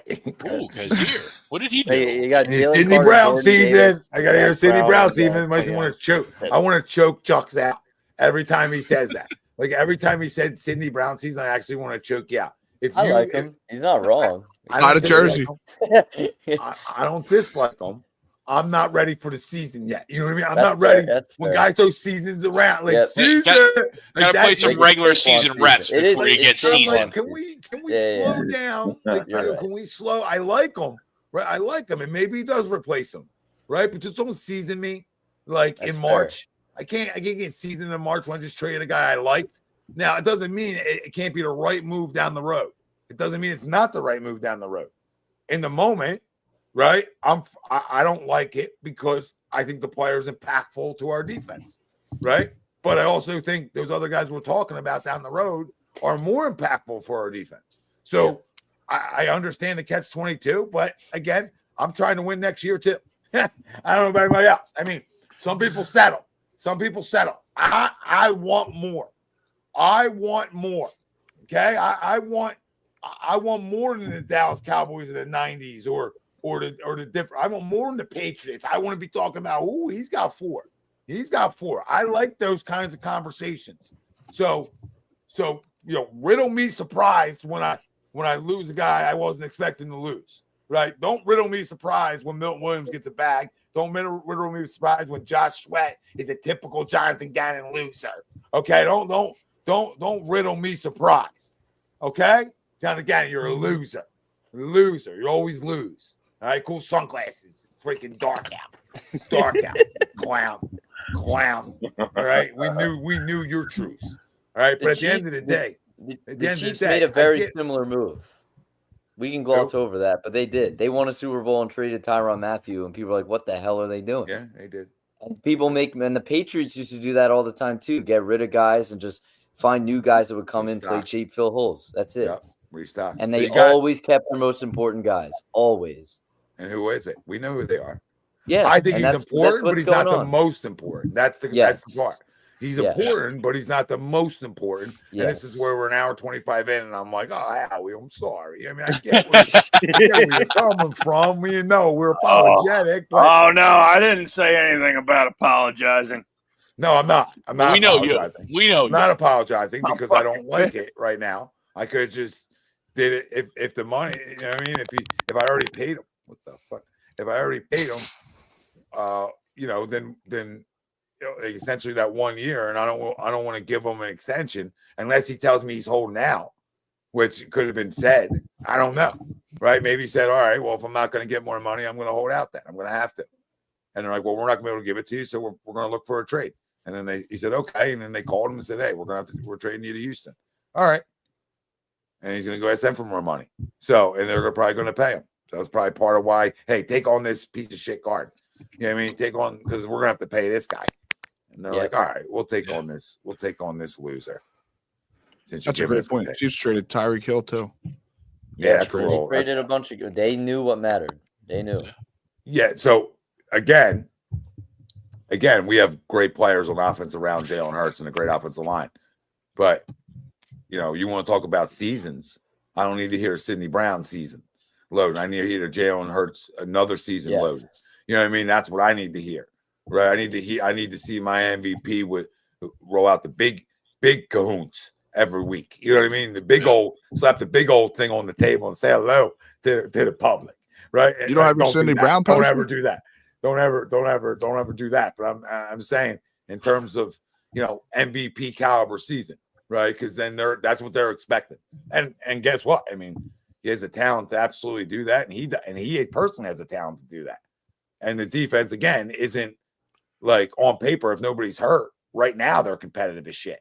Yeah. So I don't, right? I mean, they're still delicious, right? With a few little holes. Brinks, are you back, Brinks? Because you were out like me. What is it? He's not happy with Tone. Tone's not happy with Brinks. So Brinks is still not happy. So I'm just gonna, I'm not a mind reader. That's fair. I get that. That makes sense. That makes sense. Yeah, Tom, where's your Sidney Brown poster? You're not going to order it? It's Sidney Brown. Listen, if Sidney Brown's that good, I'll eat the crow. I always have. Or I have no problem doing it. But I didn't think that he's the replacement there. I don't know. A special teams captain, like Chris is saying, like that's the season I talked about loading, right? I didn't view him as that. But you're not gonna wait in line at the mall and get his autograph? I mean, people do. I mean, don't we all expect Justin Simmons to sign? So at that point, he's not playing over him. Yeah. You'll forgive me if I'm not ecstatic about an Illinois third-round pick playing safety for us. Yeah. Nobody can throw half the time on people he's playing against at that level. And I know it's a Division I level. I get it, and he plays some great teams, but there's some in that Big Ten era. There was some slop. He beat Penn State on the road that year. It was pretty big. Yeah. But I'm saying, in reality, when he was playing the Big Ten,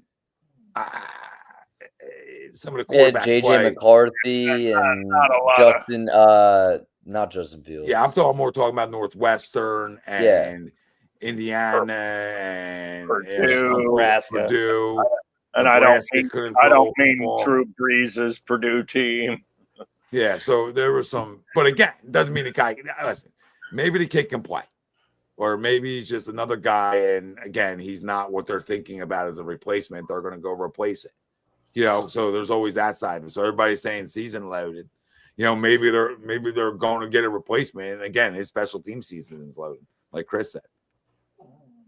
Jesse, team needs safety, linebacker, corner, tight end. Right guard. Yeah, I'm not a Tyler Steen fan club season loading either. But right? I hear you. But again, another guy, a 3rd round pick, you're going to have to find out whether he's the guy or not. There you go. Yeah. I mean, is it possible that Tyler Steen is good in a limited role, but not as a full-time starter?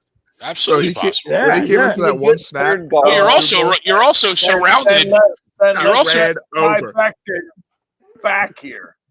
But you're also surrounded by the best rest of the offensive line as well. Yeah, so that hides a lot of deficiencies. I think the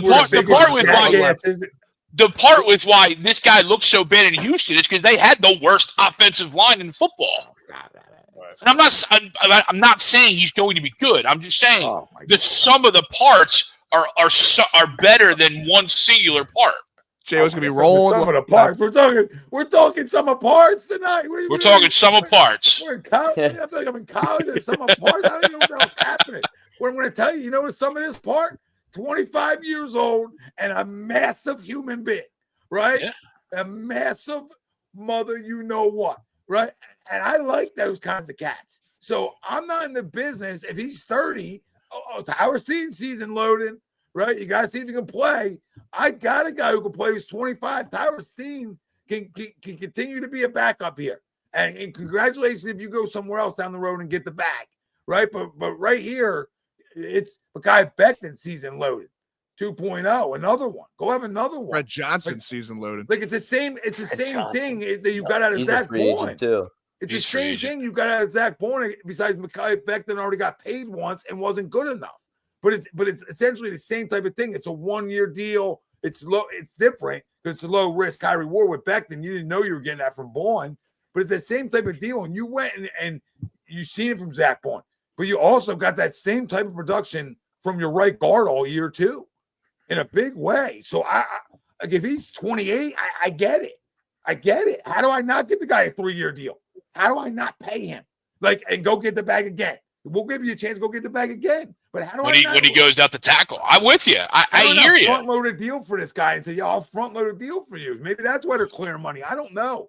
But that's another now since we've been through who do you want to lose? Who can we lose? Right? We had those conversations last week and it happened quick. Quick as we expected. Right. And here we are. And we all thought Zach Bourne was priority 1. Check mark. Right. Yeah. Oh, Fred Johnson re-signed, by the way. Sorry. Oh, did he? Did he? 2-year deal to the Eagles. Let's go. Missed that one. I missed Get that your as well. posters. Becton's gone. Jesus. God. Fred John. Yeah, that's. You never know. You never know, though. I don't know why I went there. But, yeah. So, my point is we had Bourne. Some of us were Milton Williams. We were all over a little bit. We knew those other guys were going to get paid, though. Well, I think all of us were like, Bourne and Becton if it's possible. Give us Bourne and Becton and we're good. And we got Bourne, and now can he get Becton? To me, he's 1 for 1. Can you get, you sort of thought maybe Slay was done here. We sort of had those thoughts. Yeah. I think we all thought we were like Isaiah Rodgers back though, which was a little weird that we couldn't do something. You thought you're keeping 1 or 2 of them. Yeah, he couldn't do something. Or it would have been nice to, right? Yeah. Yeah, like you couldn't get close. But now it's like, okay, you lost a little more than I expected, but it's okay, right? Because you do have young guys, but don't lose this young guy. Like he's a big part of why your offensive line was the best in football too. Like we act because everybody was surrounding him. Well, look who he's surrounded. I mean, goodness gracious, you can have a smaller center in Cam Jurgens when you have a massive monster in him. Like if I'm a defensive lineman and I got to go out seeing Jordan Mailata and Landon Dickerson and Becton, I'm like, Jesus Christ. And I'm 300 pounds. And I'm saying, I got to go through this tonight. You know what I mean? I got to deal with these guys, these monsters. These are massive human beings. That's a dog fight that some guys don't want to be a part of. Hence why you rush for 2,000 yards. Because it becomes a dogfight guys don't want to be a part of. So if we're going to sign Saquon Barkley, I'll say it again. Like I said it last Wednesday. If you're going to sign Saquon Barkley and you're going to do that, and you have this great offensive line, like go run that part back. Go run your offensive line back. And I can deal with what the little moves that you may have lost or traded, right? I can deal with it. Go bring the whole offensive line back. Because now you have to be the best offensive football. At least, like, right? Like now you look at it like, hey, we got to be better on offense. So how do we be better? Consistency. And consistency on all parts. All parts. Sorry for another rant. But no. Bring it back. Run her back. Disagree, agree. Let me know, guys. Tell me what you think. No, and you're right. The Becton still being out there, maybe he's looking for more than what they really have. Becton, Sam. He's small to Becton. 6'6", 320 is small from 6'8", 360. A little difference. Might be 375. I don't know, but he's a massive human being. I think the intrigue with Becton too is you look 2 years, 3 years down the line and realize that Lane's going to be gone. Right. And you have the history of playing tackle. And as you said, he is only 25. So you give him, like you said, 2-3 year deal. And then maybe by that time he's playing right tackle again. Yeah. And he's gotten his confidence back and he's gotten, his love again, which he says he did. Right. So got a groove back. Yeah. Mackay got his groove back. But that's the intriguing thing and the shock, I guess, of why it's still not done, right? It's because of all those factors and that he used to play and that he could become it. And that's also maybe why he wants more money than he thinks he's going to get or that the Eagles can give him is because he maybe wants to go back to tackle and he doesn't want to be a guard. You know what I mean? It's definitely one of those that I question because it makes sense for him to be back. And Tom made the point earlier, which I never thought about, like maybe this getting rid of money for this year has a lot to do with like front loading his contract, which would make sense. Honestly, I feel like him coming back makes a ton of sense. The only reason why I don't think it's going to happen is because Adam Schefter basically admitted that he won't come back. That's like the only reason why I think he's not coming back. He's rarely ever wrong. That's it. SJM commented he was wondering if Becton left Indy to come back here yet. Apparently, he flew to Indy this morning, so maybe he's talking with the Colts now as we speak. Yeah, they're paying a ton of guys. Too. Danny Dimes season. Yeah, he's got to lose a guard too. I saw. He's got to look behind him and maybe say, maybe I don't want to do that. Maybe I don't want to protect that. Like I think there's some factors of wanting to be here too that play a part in this. On why maybe he hasn't, cashed in yet. He might cash in tomorrow morning for all we know, right? Yeah. But as of right now, on Wednesday night, he is not cashed in yet. So the longer he goes uncashed, is more of a hope that he's actually really thinking this process through and playing here maybe does matter to him a lot, right? It's, because he's mentioned that a ton, how it brought the love for the game back and all those things. So you're hoping you have some of that where you can get them. I'm not saying cheaper, but like front load a lot more of the money. Front load a year or 2 years of that deal where it gives you options to get out of it, right? I don't know, because you don't always hit on a guy who buys into coaching too, right? So not only was it a guy who got paid a lot of money as a first-round pick and didn't live up to it, right? But it's a guy that came here and was coachable and was able to get coached up. It doesn't just because you have great coaching doesn't mean everybody's going to get coached up. Some guys are just uncoachable, right? I mean, I don't know about everybody else. I'm in the business. Some cats are just can't win with them. Can't win with them. Some cats you just can say whatever you want to them, and they're like, "Yeah, you know, I am. I'm like Manny. I'm Manny Ramirez. You know what I mean? I'm I'm Julio Rodriguez. I'm a pimp. Okay, he bet it 285 last year. You know what I mean? In high school, what are we talking about? All right, but you get it all over.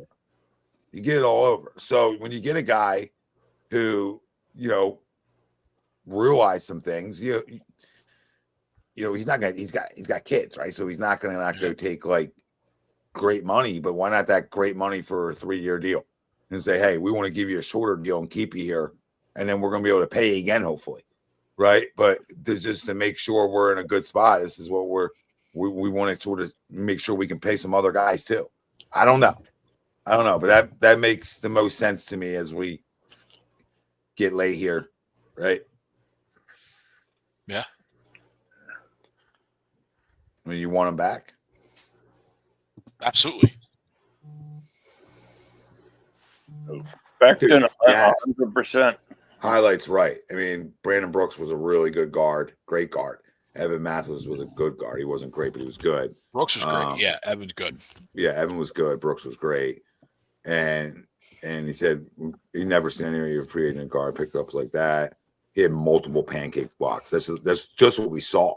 And I'm sure he had numerous other ones because, again, I don't go letting massive human beings in big guys beat up on small guys, right? And I got a lot of money invested in my backfield from my quarterback to my running back. I like to protect those guys. You know what I mean? I enjoy protecting those guys. So I'm going to protect them with massive human beings. So if they let him walk out the door, then they did something wrong because they shouldn't. They should not. You heard it here. Doesn't mean he's going to be successful somewhere else. It means he's successful right here. And if you can play at a high level right here, how much I keep you here. Continue to go play at a high level, honey. I don't know why I said honey, but, go ahead, babe. Yeah, go ahead. It is interesting, though. I mean, the opposite side of that is if you actually – we're talking about grades, right, of Kenyon Green, of who we played. The guy actually didn't grade great from statistics standpoints. Now, all that being said, I agree with you. I don't care. I don't care. He should be back. But if you're the Eagles and you're trying to play hardball, you're using them against him to lower his number. Yeah, Derrick Henry was also graded higher than Saquon this year, which was absurd. I mean, it's fair.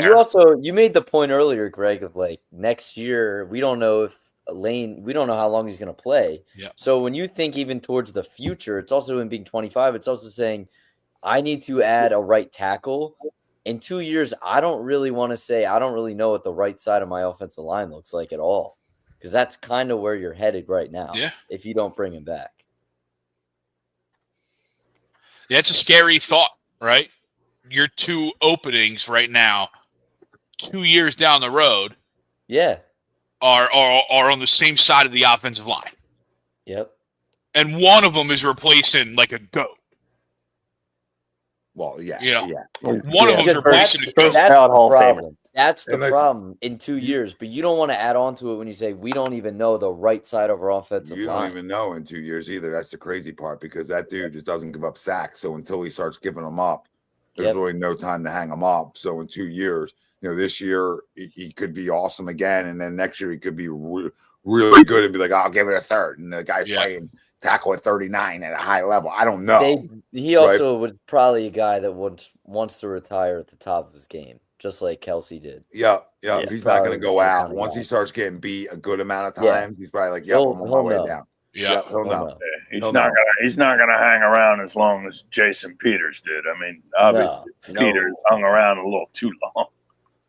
But he just retired. He did, yeah. Just this year or this offseason. Hey boys, I got an early morning. I got to run. All right. See you, Noah. See you, brother. Yep. Have a good one. What were you saying, Rye? You were saying something? I just said because he mentioned Peters. Peters retired this year, so like he hung on too long. And again, like just reiterating the same thing. Like you don't want to see a guy like Lane fall off. You want to see him go out high. I'd rather him be a top 5 tackle. And right now, I still think he's gotten kind of the shitty end of the stick, at least nationally. That guys thinking Trent Williams is better than him. Like Penei Sewell was graded higher than he is. There's no way. Dude's been the best tackle in football for a decade. You can argue with a wall if you don't think so. No, absolutely. And I think he's going to be like, Kelsey at the end. Is he's probably going to be a year early than he is going to be a year late. Yeah. Right. Like I think we all agree Kelsey probably could have came back and probably wanted to come back. Right. But he was on the short end and a year early versus doing what Peter says. But again, Just like Jason, just like we talked about Aaron Rodgers, right? If teams are going to keep throwing money at me just to come in there and be a body, then I'll take a couple mil, right? Yeah, and that's what's happening. Is shell himself. But Conball says, yeah, Howie is playing chess while everybody else is playing checkers. Listen. You hope that's the case, and you want to believe it. 2 Super Bowls in 7 years. You want to believe in 3 Super Bowl appearances in 7 years. That's his track record of being able to redo things and get you back there, right? And with a lot of guys still here, it's just little pieces to get you back next year. So you want to believe that he's the guy to do it because he's done it. Just got to sort of revamp it. Can you get me back again? Yeah. And there's no reason. I mean, this football team wins a ton of games every year. I mean, they got a great coach. They got a great quarterback. You got the 2 things you really need to be really good every year. And then it's surrounding those guys with the right things. And the toys are here. The coaching staff's pretty much all intact outside of some things offensively, right? The coordinator, anybody else go? Or passing game coordinator went, right? Yeah, passing game coordinator. Yeah, well, that wasn't great anyway. So that could have been better. So, I mean, I'm okay with that. No, our passing game coordinator is our offensive coordinator now. Oh, that's right. Yeah, that's right. I'm sorry. Yeah. But somebody did go with more Mussemeyer. Yeah. Who's the quarterback? Mussemeyer. Yeah, quarterback's coach. That's what went. Yeah. But we went and got a college head coach to be our quarterback coach. So that's a good replacement. I wonder if the Saints draft his son. You think he did that, Luke? Did they draft Mussemeyer? I hope. I thought you were going a whole other direction. I thought you were saying should he draft the tight end from Bowling Green? Oh, I'm in on that 100%. I'm in on that. That's the easiest. Run the card up whenever you want to. That's in the second round. I'm all over that. A guy who I really like, who isn't really, fills a position of need right now when you think about it, is Pierce from Tennessee. Just another edge guy. I heard there's issues though. Yeah, I mean, but we hear that all the time with guys that come here and Big Dom gets them. So Big Dom gets a hold of them. I like him a lot. He was one of their best players all year. And them losing was definitely not his fault. So and he'll here we go. And with those issues though, he'll be there at the end of the first. Highlights. You've been money all night with your comments, but this one's just gonna trigger the panel. First off, I don't give a shit if it's me or you playing wide receiver 4. It'll be Johnny Wilson. As long as the top 3 Johnny Wilson talk. If my top 3 can ball, it's Johnny Wilson's season. Johnny Wilson's season. Yeah. Johnny Wilson. Anaya Smith season. Johnny Wilson. The size of Johnny Wilson, he should catch everything. I feel like he can't catch. Maybe he's your tight end next season. Oh my God. It was weird. I thought about that, and then I was like, can he block? I literally thought about that like a half hour ago. We were talking about Goddard. I was like, Johnny Wilson's built like a tight end. and he'll play, but like I don't know if he can block. No, for a receiver he can block. I don't know if you put him on the line. He was on the tush push. He was on the tush push team. Yeah, the whole team's on the tush push. I mean, the whole team's on the tush push. So, we just got a who was wide receiver 5 comment. Who is a wide receiver 5 or tight end 3? Oh my Lord! Yo, wait. Is this smoked out? No, do we draft late rounds, late night? This is late night Grigio talk. Late rounds. Do we draft a kicker? Do you after your kicker's just money in the Super Bowl again? Absolutely. He's had 2 bad games in 8 years. 2 bad games in 8 years. And you should be ashamed of yourself. You're the one. We have clips on clips on clips of you talking Jake Elliott up throughout the whole playoffs. Goddamn clown show. This is a goddamn Mickey Mouse. It's a Mickey Mouse type show now. We got clips with photos on it and everything. I like kickers. Like we're posting kickers clips. No, I like we waste less time talking about the Sixers. Oh my God! You think he gets caught? I mean, pump. Yeah, pump. Can you? You want to hear? I just saw this thing. We can talk Sixers for a second, real quick. I need Pump to change the profile pic. All right. Sure. Well, honestly, Jake does make a shit. I feel like I'm in 2007. Yeah. It looks like my league apps picture. It looks like you in the car. The shades on. What are they called? Yeah. What are they called? The blenders. You get the blenders on. Oh, I just bought the blenders. You like the Yeah, blenders? they're nice. I know like you them. did. I felt it. I'm jealous. I felt like you did. Wanted to wear them all night. Wouldn't wear them in the dark like Jonathan goddamn Gannon. You know what I mean? I want to just leave them on. I want to be like, you know what? I want every parent to think I'm a sheet. I'm gonna leave the shades on, calling balls and strikes. I feel like some guys I know how to back up. Some guys I felt like I had to stay on second base because I'm like, this dude can swing it. Like when Mason was up, right. I was like, oh my goodness, I might need to go to center field. You were standing on second base for a couple of those at bats. I saw you. I'm like, no wonder you can't see the fucking plate. And I still did. Still was money. Might only missed one. And I told him. Oh, you pull the cards out? You pull the cards out? I told the one kid. Grading cards? I think I missed we need what's the challenge system the MLB is working with? The ABS. Yeah, we need the I would ABS. love some challenge tonight. Some kids. We'll have that next Wednesday. Look at that. Like I told the umps, like I tell umps at tournaments at times when I need to, that I could have made that call from my car.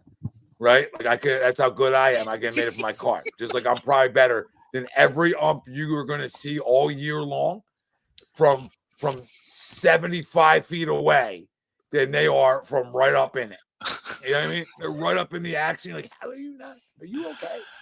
Like, are you all right? You're not. Yep. Calendars turn March. Giddy up. Tommy getting fired up about umpires already. Yep. I didn't do it for 10 years without having something to say about it. You know what I mean? If I didn't do it, I wouldn't talk about it. If I didn't do it at a high level, I'll tell you, listen, can you just show up? You made more money than me today. You know what I mean? You're out here stealing money. You made more than my whole family did today. And you can't hustle? You can't have a little Charlie Hustle in you? Right? Oh, by myself. I did games by myself at 18U elite softball. Like elite softball. It's the fastest shit in the country. You feel like you can't even see. You gotta be like a rabbit fan. What do you hop to? It's 4 steps to get up a ladder for a softball field. It's not that hard. You know how fast 18U is? Like you ever see that? How fast that game's played? It's quick. It's like quick, like it's like big league quick. You know what I'm saying? It's like big league quick. Because it's so condensed, right? The dog is, she agrees.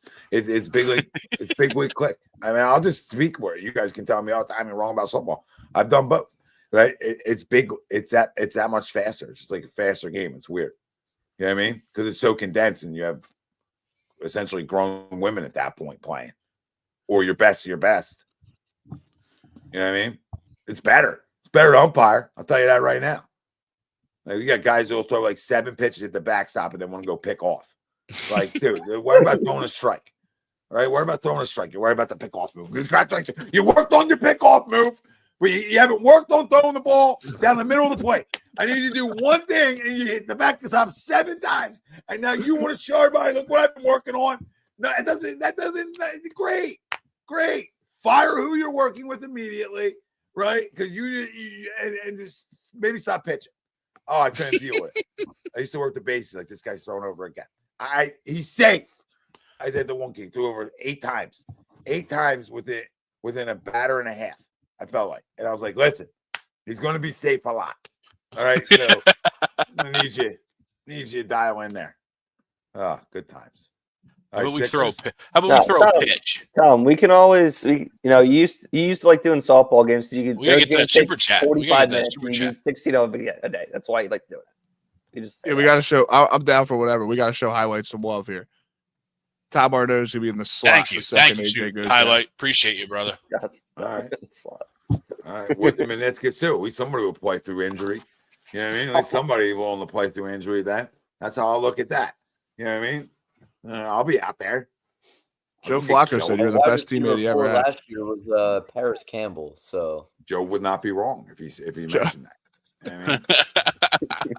If he mentions other things, then I'm going to tell him he's wrong either way. No, he's either going to be right or he's going to be wrong here. Oh, Jackie, would you stop it? Stop falling in love with players. I'm the one who said Hassan Reddick should go. You know what I mean? I'm the one who said, Who's falling in love with it? Who's falling in love with it? That was 2 hours ago. The reason he got one sack last year is 1, the Jets were dog shit, and 2, he sat out for 15 games. Holy shit, Jack. God damn it. You were great tonight, Jack. You were great all night, Jack. You were great all night. Why does he look like? Why does his profile picture? Why does his profile picture look like Bumper's grandfather? It's like the same picture, just older. That guy, Just an older guy. That guy took a bump or two in that picture. Or Pumper, whatever his name is. Looks like it. It's just saying. It was enough said. Enough said. Jack, appreciate all your super chats, there, brother. All jokes aside. But we didn't cry. You guys, you guys. Like, no, this guy did not cry. Like, there might have been other guys who don't have a feel for life and didn't watch the guy disappear the whole season before that. All right. So I watch it. I got eyeballs. I don't need the tape. I don't need the Pro Football Focus. I don't need your grade sheets. I got goddamn eyeballs. I enjoy football games. I stand up. I don't even sit down to watch football games. I'm a psychopath, right? I don't make a lot of noises. I don't say a lot of words, right? But I'm lasered in because I don't want to rewatch. You understand? I'm getting my joy right there. I'm getting my feel. And if you watch this on Reddick, he was on a goddamn milk carton, at the end of the year before, and I said, "See you later, dude." I didn't even know you played anymore. Were you playing? Were you getting snaps? That's what it felt like at the end of Hassan Reddick. So anybody with a pulse wouldn't have been like, "Oh my god, go away now," right? But what we could do, Jack, is watch a guy just lay out the country. It felt like, right, and help our defense be the defense it was, and like him a lot more. And he's 27. That's all. So don't you guys, and don't bring Hassan Reddick into a completely different conversation, Jack. Like I said, God damn it. Be better. Be better. Great. Right. No, you didn't do the 19 super chat, but we still appreciate it. I was going to say a great one, but you did. You did, Jack. You did get close to it. You know what I mean? And we're not asking for more. I'm just saying you got close to highlight. Looks like Ron Simmons, wrestler. Yeah, see, I wouldn't know that. But I felt like I knew the guy. You know what I mean? So maybe he's the damn guy. Damn. Not that you probably know that either. Stay with me, Pump. Stay with me. AJ for number 4 and Gonzo. Take Travis Hunter and you cover both. You cover both places for the price of one. Coop and Gonzo interchangeables. So now we're subbing guys out. So now we're subbing. Draft Shador Sanders. Get Hurts out wide. He'll be. You had me till Travis Hunter. Why? Who did you take it for? Who did you guys take it for? This is the dumbest conversation. This is how. Yeah. We're not getting Gonzo, right? Number 4 might be in play, but Gonzo's where you lose it. No, if you're getting 4 and Gonzo, this is what happens. I'm not trading AJ Brown. I'll make this very clear. 100%. 100%. This is how conversations come to play, though. Because to get him, you need to come in with a king's ransom, right? No. You don't even need to pick up the phone and call because I'm not taking the call. That's it. I'm answering every call, but that doesn't mean I'm finishing the call. No, I'm not even answering your call if it's regarding AJ Brown. About. I'm not assuming. I'm not assuming. Like if I knew pre-call, if I call ID that laid it out, like, hey, I'm calling you for this. Like, okay, I'll pick up. I'm not picking up either way, but I don't know, so I'll pick up and I'll listen. And you say AJ number 4 and Gonzo. I'm like, oh, okay. You know what? I'll call you back. I'll call you back. That's what I say. I might not call you back, but now I'm going to go to my people and I'm going to say, who's the best player we get a 4? What kind of difference maker is that guy? That is, you don't. And then I'm going to go back and say no. I'm going to go back and say no. What 4 gets you is 4 gets you 3 behind 1, and we have enough picks to get the 1 to get the real guy you want. I'd rather just trade all the picks we have right now and get Abdul Carter. We can do that too. I'm down. Let's trade our entire next 2 drafts for Abdul Carter. I'm down. 20 picks to the Titans. Yeah, I'm down for Abdul Carter. That's cool. Done. I'm good for that one. Pump, I take the deal. I'm with you, but it's not happening. No, I would. I mean, they're not giving up 4. They're not giving up 4, let alone 4 and Gonzo. They're not giving up their best defensive player. Well, they would never offer that deal, and I would never even accept that deal. Hold the phone. I think we're crazy if we don't accept it. Hold the phone. No, you don't accept that. AJ Brown's the 2nd most valuable player in your entire team. Hold the phone. Yeah, we just won a Super Bowl, though. Hold the phone. Exactly. Yeah. Hold her. Listen. Okay. They know how important he is. And Mike Vrabel knows how important he is, right? To what we are, right? And how good of a football team you can be, and how competitive you can be, and what he meant to Ryan Tannehill, who thinks out loud. right? And what he can mean to Drake May. So that's absolutely a realistic offer when you're talking about a player of this caliber who's still 27 years old. Like, you're not talking about a 30-year-old where you're talking about giving this kind of shit up for. You're talking about a 27-year-old who's in the prime of his career who could take that quarterback to the next level. So they don't give a shit about the defense. They give a shit about helping their quarterback right now. Right.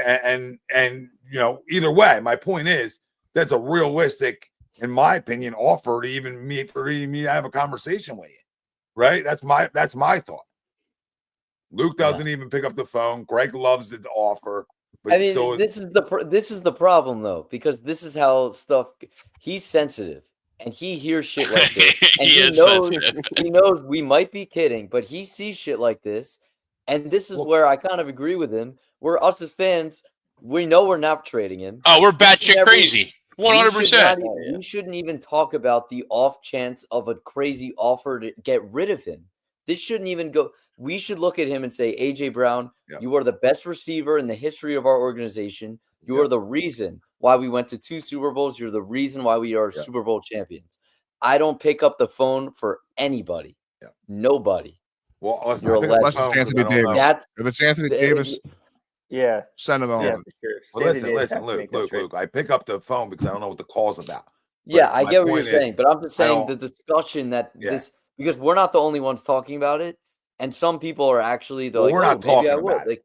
We got super I know, chat. but let's be fair. If for that's the not record, a super chat, I'm with you. I'm not doing. If that's not a super chat. If that's not for money, we ain't reading. I know, but I'm just saying, that's all. fans, the common fan reaction. Too, you know what I mean?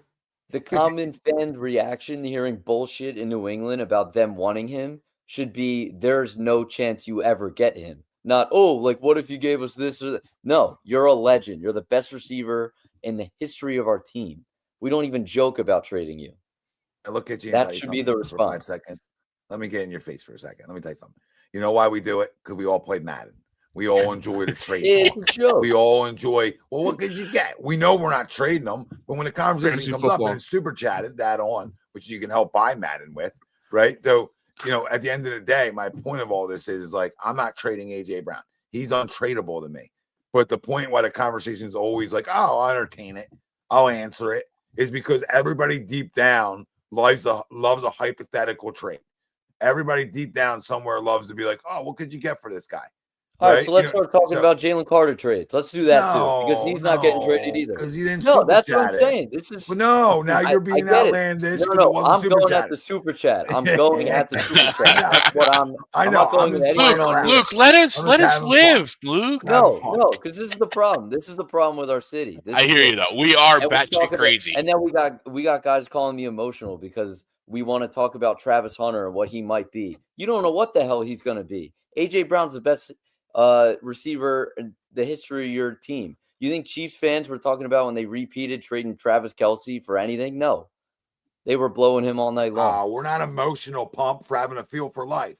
We're not emotional pump. Yeah, like, all right, let's talk about trading a best player. I mean, come on, dude. I mean, at the end of the day, like, again, I read it because it was a super chat. But at the end of the day, like, as much as I'm like, oh, 4 for Gonzo, and I remember who the conversation's about. Then you remember who the conversation's about, and you circle back and say, there's no shot I'm trading that guy. Are you out of your mind? Are you out of your, what does it do to your locker room? It's a goddamn emotional, goddamn. Whoa. Now we're saying AJ Brown is the Hall of Famer. It's a goddaughter. It's the goddaughter. Are we okay? That's emotional. You want to talk about locker rooms and emotion, and it's a goddaughter in jail, and Hurts' daughter is. What the hell? What the hell is wrong with you? Are we fucking okay, Pump? Wait, what are we talking about? We're saying AJ Brown at what he's already accomplished at 26. At 26, he's only a year older than Devontae Smith. Is not going to be a Hall of Famer. I'm willing to put my life on the line. He will be a Hall of Famer. My life on it. Yeah, and what he's got. He's 26 years old. He's had 1,000 yards every season he's been in the league, and he's a Super Bowl champion. Yeah, he is without a doubt is the Hall of Fame. 2 Super Bowls in 3 years. 6 years, over 7,000 yards. He is the record for most 120-yard receiving games and a touchdown in a row in NFL history. Like He's 26 years old. In his 3 years here, he had almost just under 1,500 yards first in 22. He had 1,450 last year, and then he had 1,000 and almost 1,100 yards this year in only 13 games. Like what are we even discussing here? Like be the guy to joke about trading AJ Brown for a swing at a potential guy and a corner who's had 2 good years, and then pray for 10 years you get someone like AJ Brown back. Absolutely. Well, we'll ship Louis. Oh, that's facts. If you do that, you're not getting him back. You're not getting him back. No, What's the absolutely ESPN stat line? That he's been over 1,000 yards every single season, is a Super Bowl champion, made your team completely better the second he stepped on the field, way worse when he's off of it. And you want to take a swing at a guy who's, 20-some years old, hasn't played a snap yet, doesn't even really know what his position is. Sure, he might be great, but if he's half as good as A.J. Brown, people will still take him number 4. I mean, get the hell out of here. Yeah, can we shut up, Pump? Really? I say things with all due respect all the time. This is outlandish talk. Luke said it. The second the guy hit the field, our team went to a Super Bowl. This isn't by coincidence. When you take him off the field, Jalen Hurts looks like he can't play at times because that's how important he is to any quarterback. That's not Jalen Hurts' fault. I'm just saying that's how good that guy is. That's how special he is, right? And even when he's covered, he's not. Like, they're untradeable guys. That's why Devontae Smith, untradeable. Even though he's small, when he's covered, he's never covered. Like, those kind of guys that like are radius guys that catch everything, that's always untradeable. It's always untradeable because that's so important to a quarterback, right? That slant that's thrown a little bit behind, but you guys is a specimen. His hands are specimens, right? AJ Brown, Devontae Smith both have like specimen hands.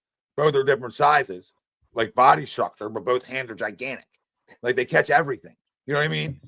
Bad throws, good throws. They catch everything. I mean, just think about it. We used to be Drop City here in Philadelphia, and now we're looking to trade. I've heard Devontae too. We're looking to trade 2 cats that catch the country. They literally catch the country. They're 2 kitty cats. You pray for something to get here, and it's here, and you talk about trading it for because of how much value it had. Like, are you kidding me? This That's what I'm talking about, Sam. I didn't sit through Jalen Reagor and Travis Fulgham, goddamn T-shirts by E-Rock, that loser, and 4th and John, those clowns. Hey, Travis Fulgham was awesome for those 4 games. Yeah, by their shirts. He says I'm talking about trading AJ Brown. Yeah, we're not. It's the dumbest super chat in the country, but again, we're respectful, even if I'm disrespectful. You know what I mean? Like, we're respectful enough to say hello to you, and then listen. Then we'll double decker your toilet if we need to, right? If you're not paying attention on air. Yeah, if you want to get a highlight, man, good point. If you want to get rid of good players, be Joe Shane. Be that guy who gets rid of a good player and regrets it and gets fired. Come back to me. Be that guy. You're a franchise player. Yeah. Trade your franchise players. That's what good teams do. That makes sense. Oh my God. Titans did it. So yeah, that was incredible. First and a second. No. We're back on a big Dom if he gets sick. I don't know. I mean, we're not that deep. We're never that deep. Let's see. I hear this. There's Jordan Davis, because he only plays 20 snaps a game. Back up. He'll be backing him up. That's your answer. Plenty of time on the sidelines for Jordan Davis. Yeah, he's fine. He's fine. Worth the extension. Long snapper, totally worth $199. Yeah, you're right. Somebody come in for Lovato. It's a big specimen show here, Jesse. What's up? If we're getting real deep, Merrill Reese, I love you. We said this months ago. It's time to hang it up, kid. Oh yeah, I think you should go out on top. Go out on top. Go out with the Super Bowl. He ain't even on top anymore. I hate to say. No. It's bad. It's bad. He's not on top. This is on top, right? You got a ring. You're on top. Go out on top, babe. You're right. It's to the bad. point where he's out there guessing. I mean, I was 25 Miller Whites deep, and I could have told you the Gene intercepted it. He was still guessing by the time he got the end zone. He's like, it's Coop, it's the John. He said it wrong. I'm like, what are we doing here? Somebody. Well, I was driving back to Florida. I didn't think you'd make the during flight. You know what I mean? I'm like, he might not even make the flight in. You know what I mean? the Commanders game we lost, and I'm like, that was a brutal listening to him. I was about to get way too serious. Like, it's fucked. No, I'm just saying. Like, he's old. He's about to Harry. Old. He's about to Harry Chaos. So just before the game, say it. Yeah, like that's what I was thinking because he's so old. Like you start to feel bad for him because you're hanging on, right? And you respect the hell out of it, right? He's the Hubie Brown of football. Yeah, he's struggling through it. But the voice, he still got the voice we all love. Still got the pipes. Hubie Brown sucked when I was in middle school. He's got a pipe, but you don't have a clue. The mind ain't as sharp, so it's a struggle. Yeah, he's entering his age 83 season here.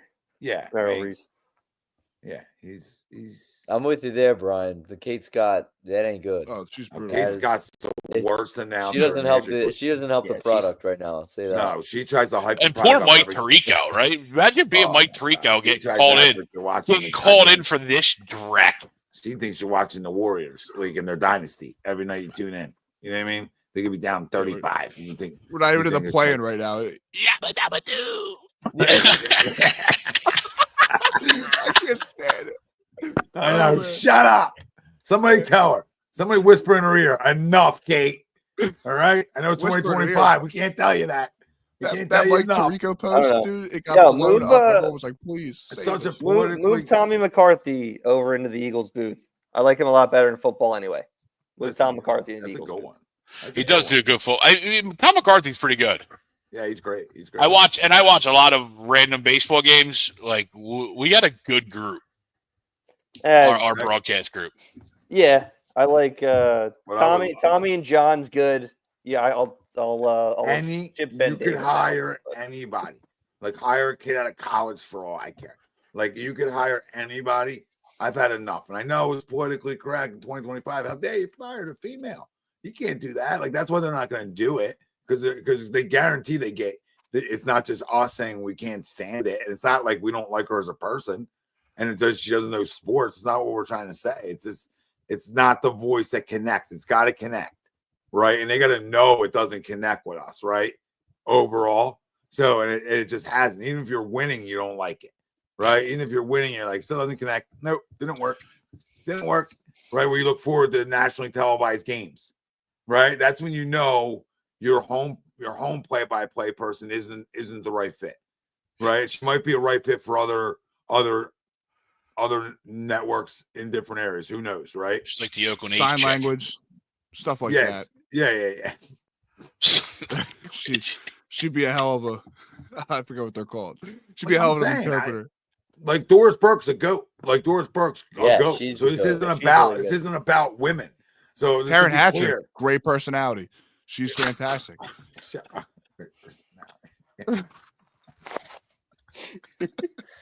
She's great. Malika Andrews.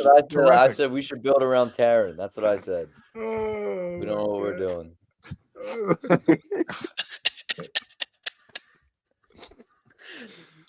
Mike the Eagles is the Bora Heart and Lung Center presented by PNC Bank. Bank Tuesday today on 94 WIP. Smith to the far side. Brown to the near side. Hurts. He's back. He's looking. He steps up. I can't see.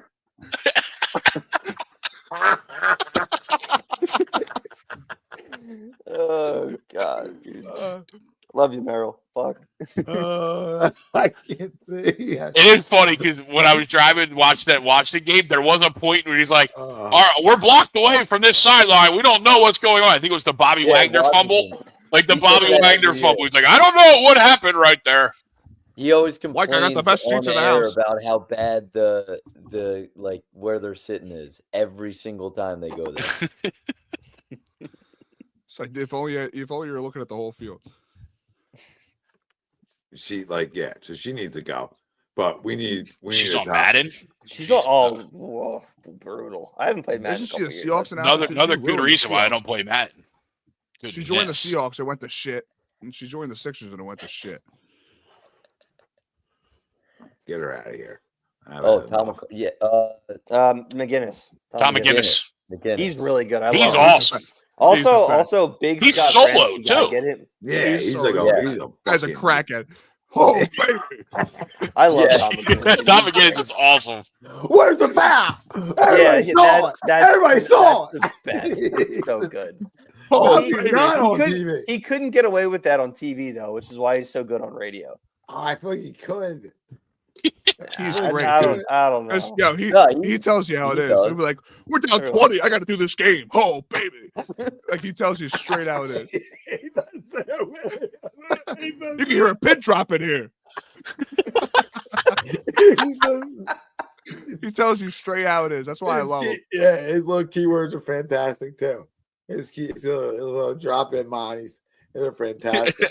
He's got great drop-ins. He's unbelievable. And he's so fast. You're like, Jesus, how'd you get over there so quick? You know what I mean? Like only inbound. The ball's already up the court. He's got it. I can't do it. He's that fast. Like, it's amazing. And I can talk fast, but it's just like, you know, I'm watching the game right now. You know, jumping on the baseline, skip pass over. Oh my God. He's quicker than that, too. You're like, he's so fast. Andre Drummond's got to play like 1,000 minutes. He's he's with him off the court, the net rating is -2.5. With him on the court, -13.5. Get him on the court for as much of the last. Oh, let that dog eat. Let him play. let that dog eat. He's a mutt. He's always been a mutt. You know what I mean? We know he's been a mutt. We just took him as a backup, hopefully. Like, hey, something to give spare Joe 15 minutes, let the mutts go mutt. And mutts are always gonna mutt. So I love that, right? Play him the whole game. Play him 48 minutes. Give him the give him Nick Nurse minutes. Give him Tom I feel like we got to bring Tom up the Darryl quote Tibbs minutes. Give him 52 a game somehow. I mean, find a way for 52 a game. Really run him dry. Don't let him sit down in a timeout. We're gonna have you stand up, pal. All right, Thibodeau. We don't have a seat for you. No seats here. Oh yeah. Yeah, he's the best. I'm telling you. Oh, I love him. There's nothing better. You're just driving on the radio and you can just picture it. You're like, oh, a lucky fan got a souvenir.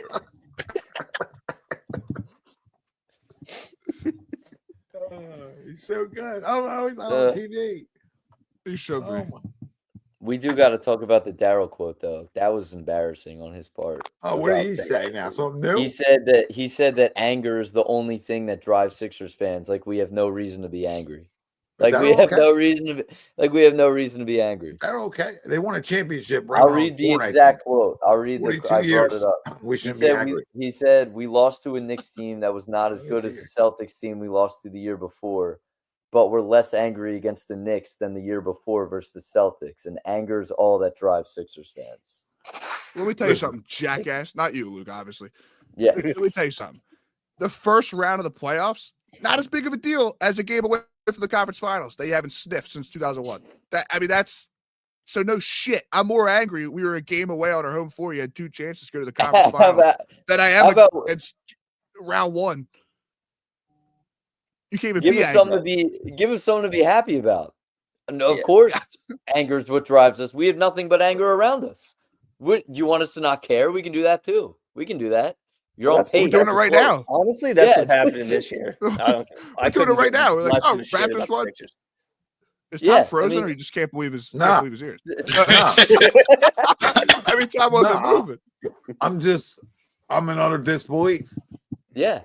That this guy has the audacity for a city that hasn't won a championship in 42 years, maybe 43. It's a good amount of time. It was 83. It's been forever. Okay, so 41. You know what I mean? 41. That's on time, right? 44. Sorry, 44 years. That's on me. It's still 42. 41. You were right the first time. I was right the first time. Well, you made it sound like I was wrong. I said you were right. You're just not listening. I might listen. Listen, 40, 41, it is. 42. It's 40 plus. It's 40 plus. We know that to be factual. So, and you're telling me to not be angry? You're telling me that I live off anger or whatever the hell you told me? Let me tell you, when I see good basketball, sure as hell not angry.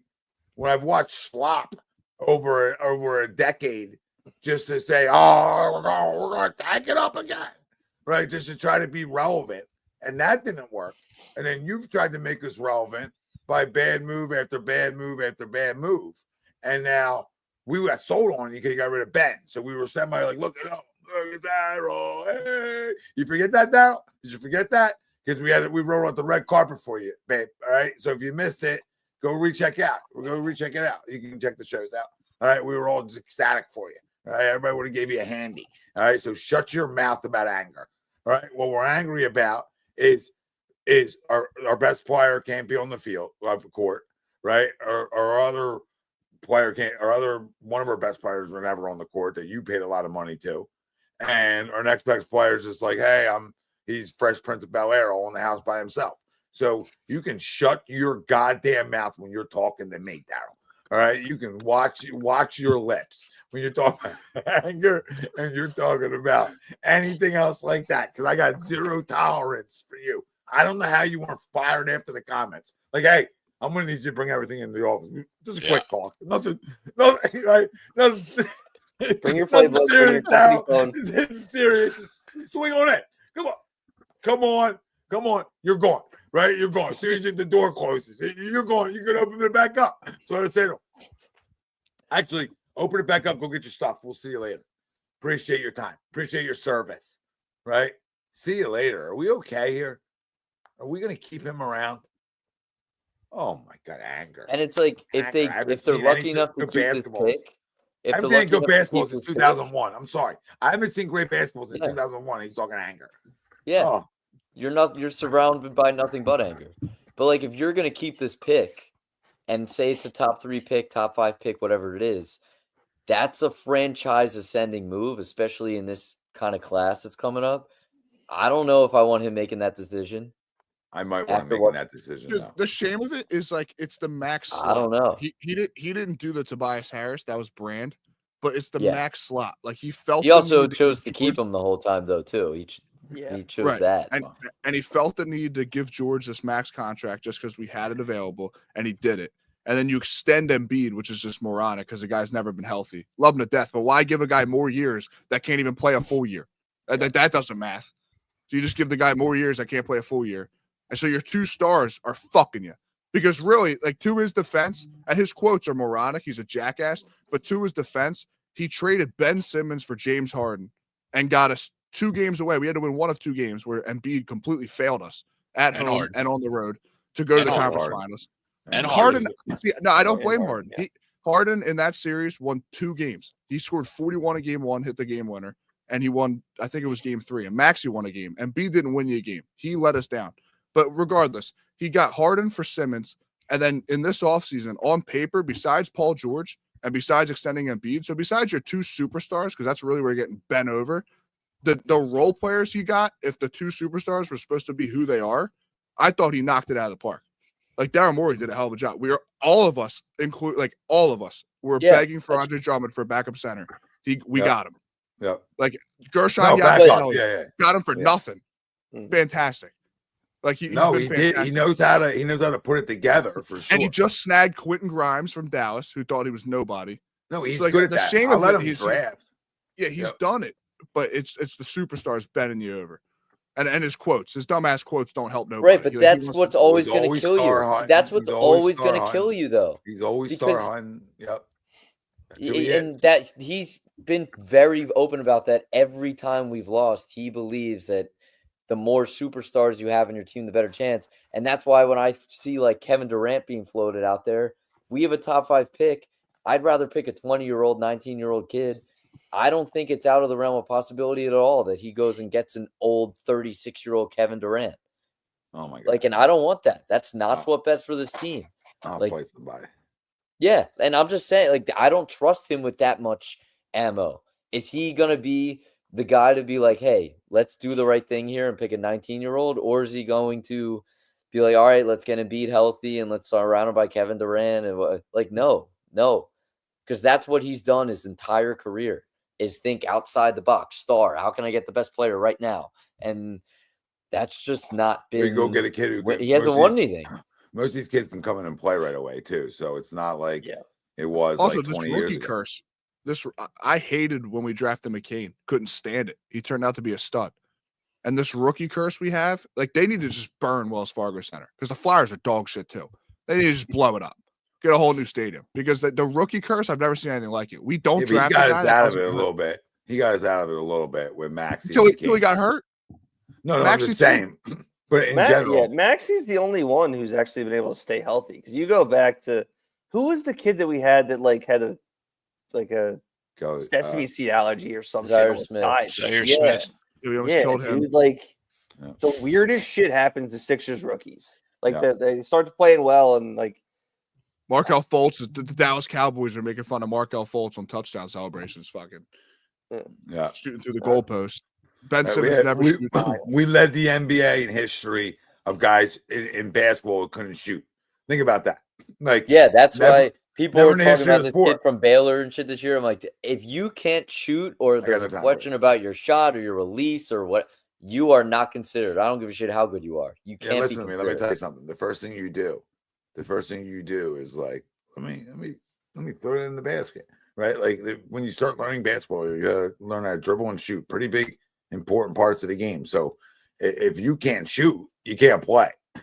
I don't care if you're the greatest defender of all time. If you're a wing guy and you're out on the perimeter a ton, you need to be able to shoot enough. You can't dodge a wrench. You can't dodge. I'm not telling you gotta be Steph Curry. I'm just saying you gotta be able to shoot, and you can't have glitch. You can't glitch me.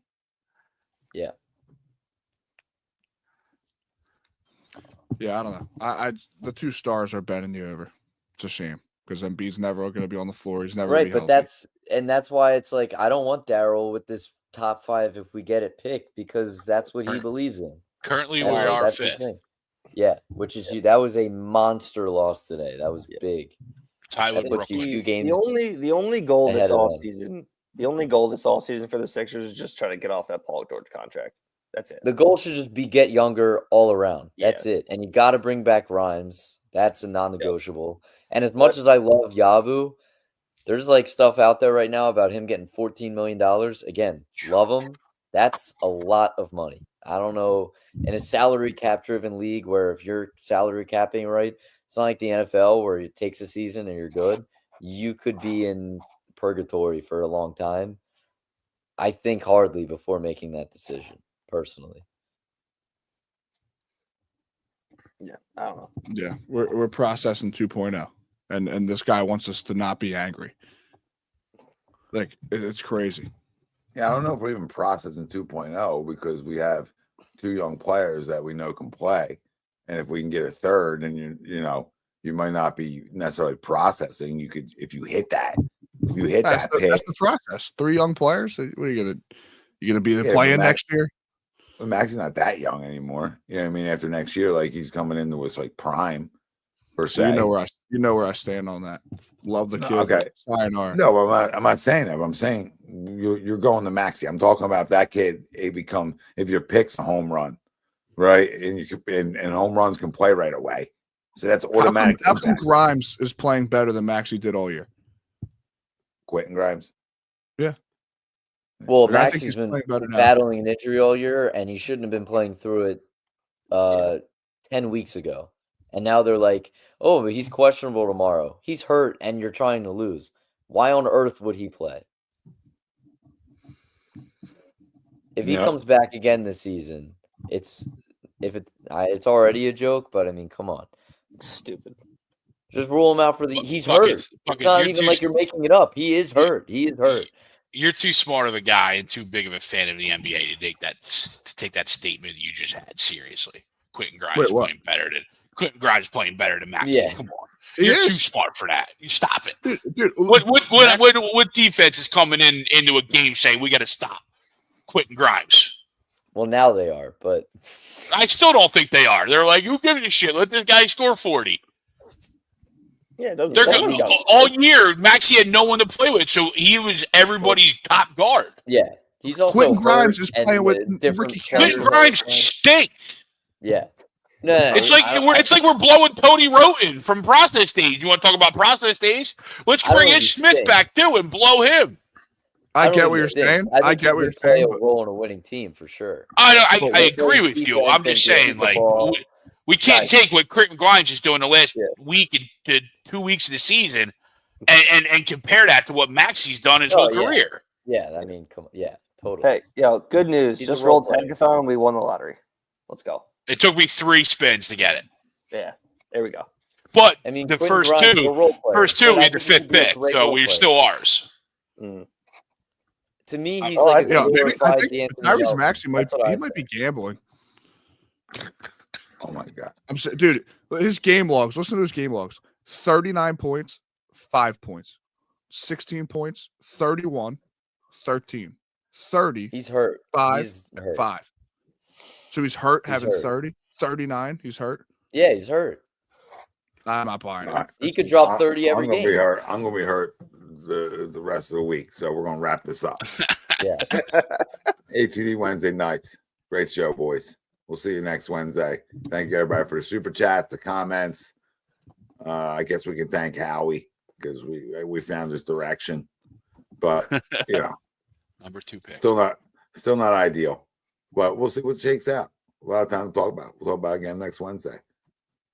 We're out. Be here.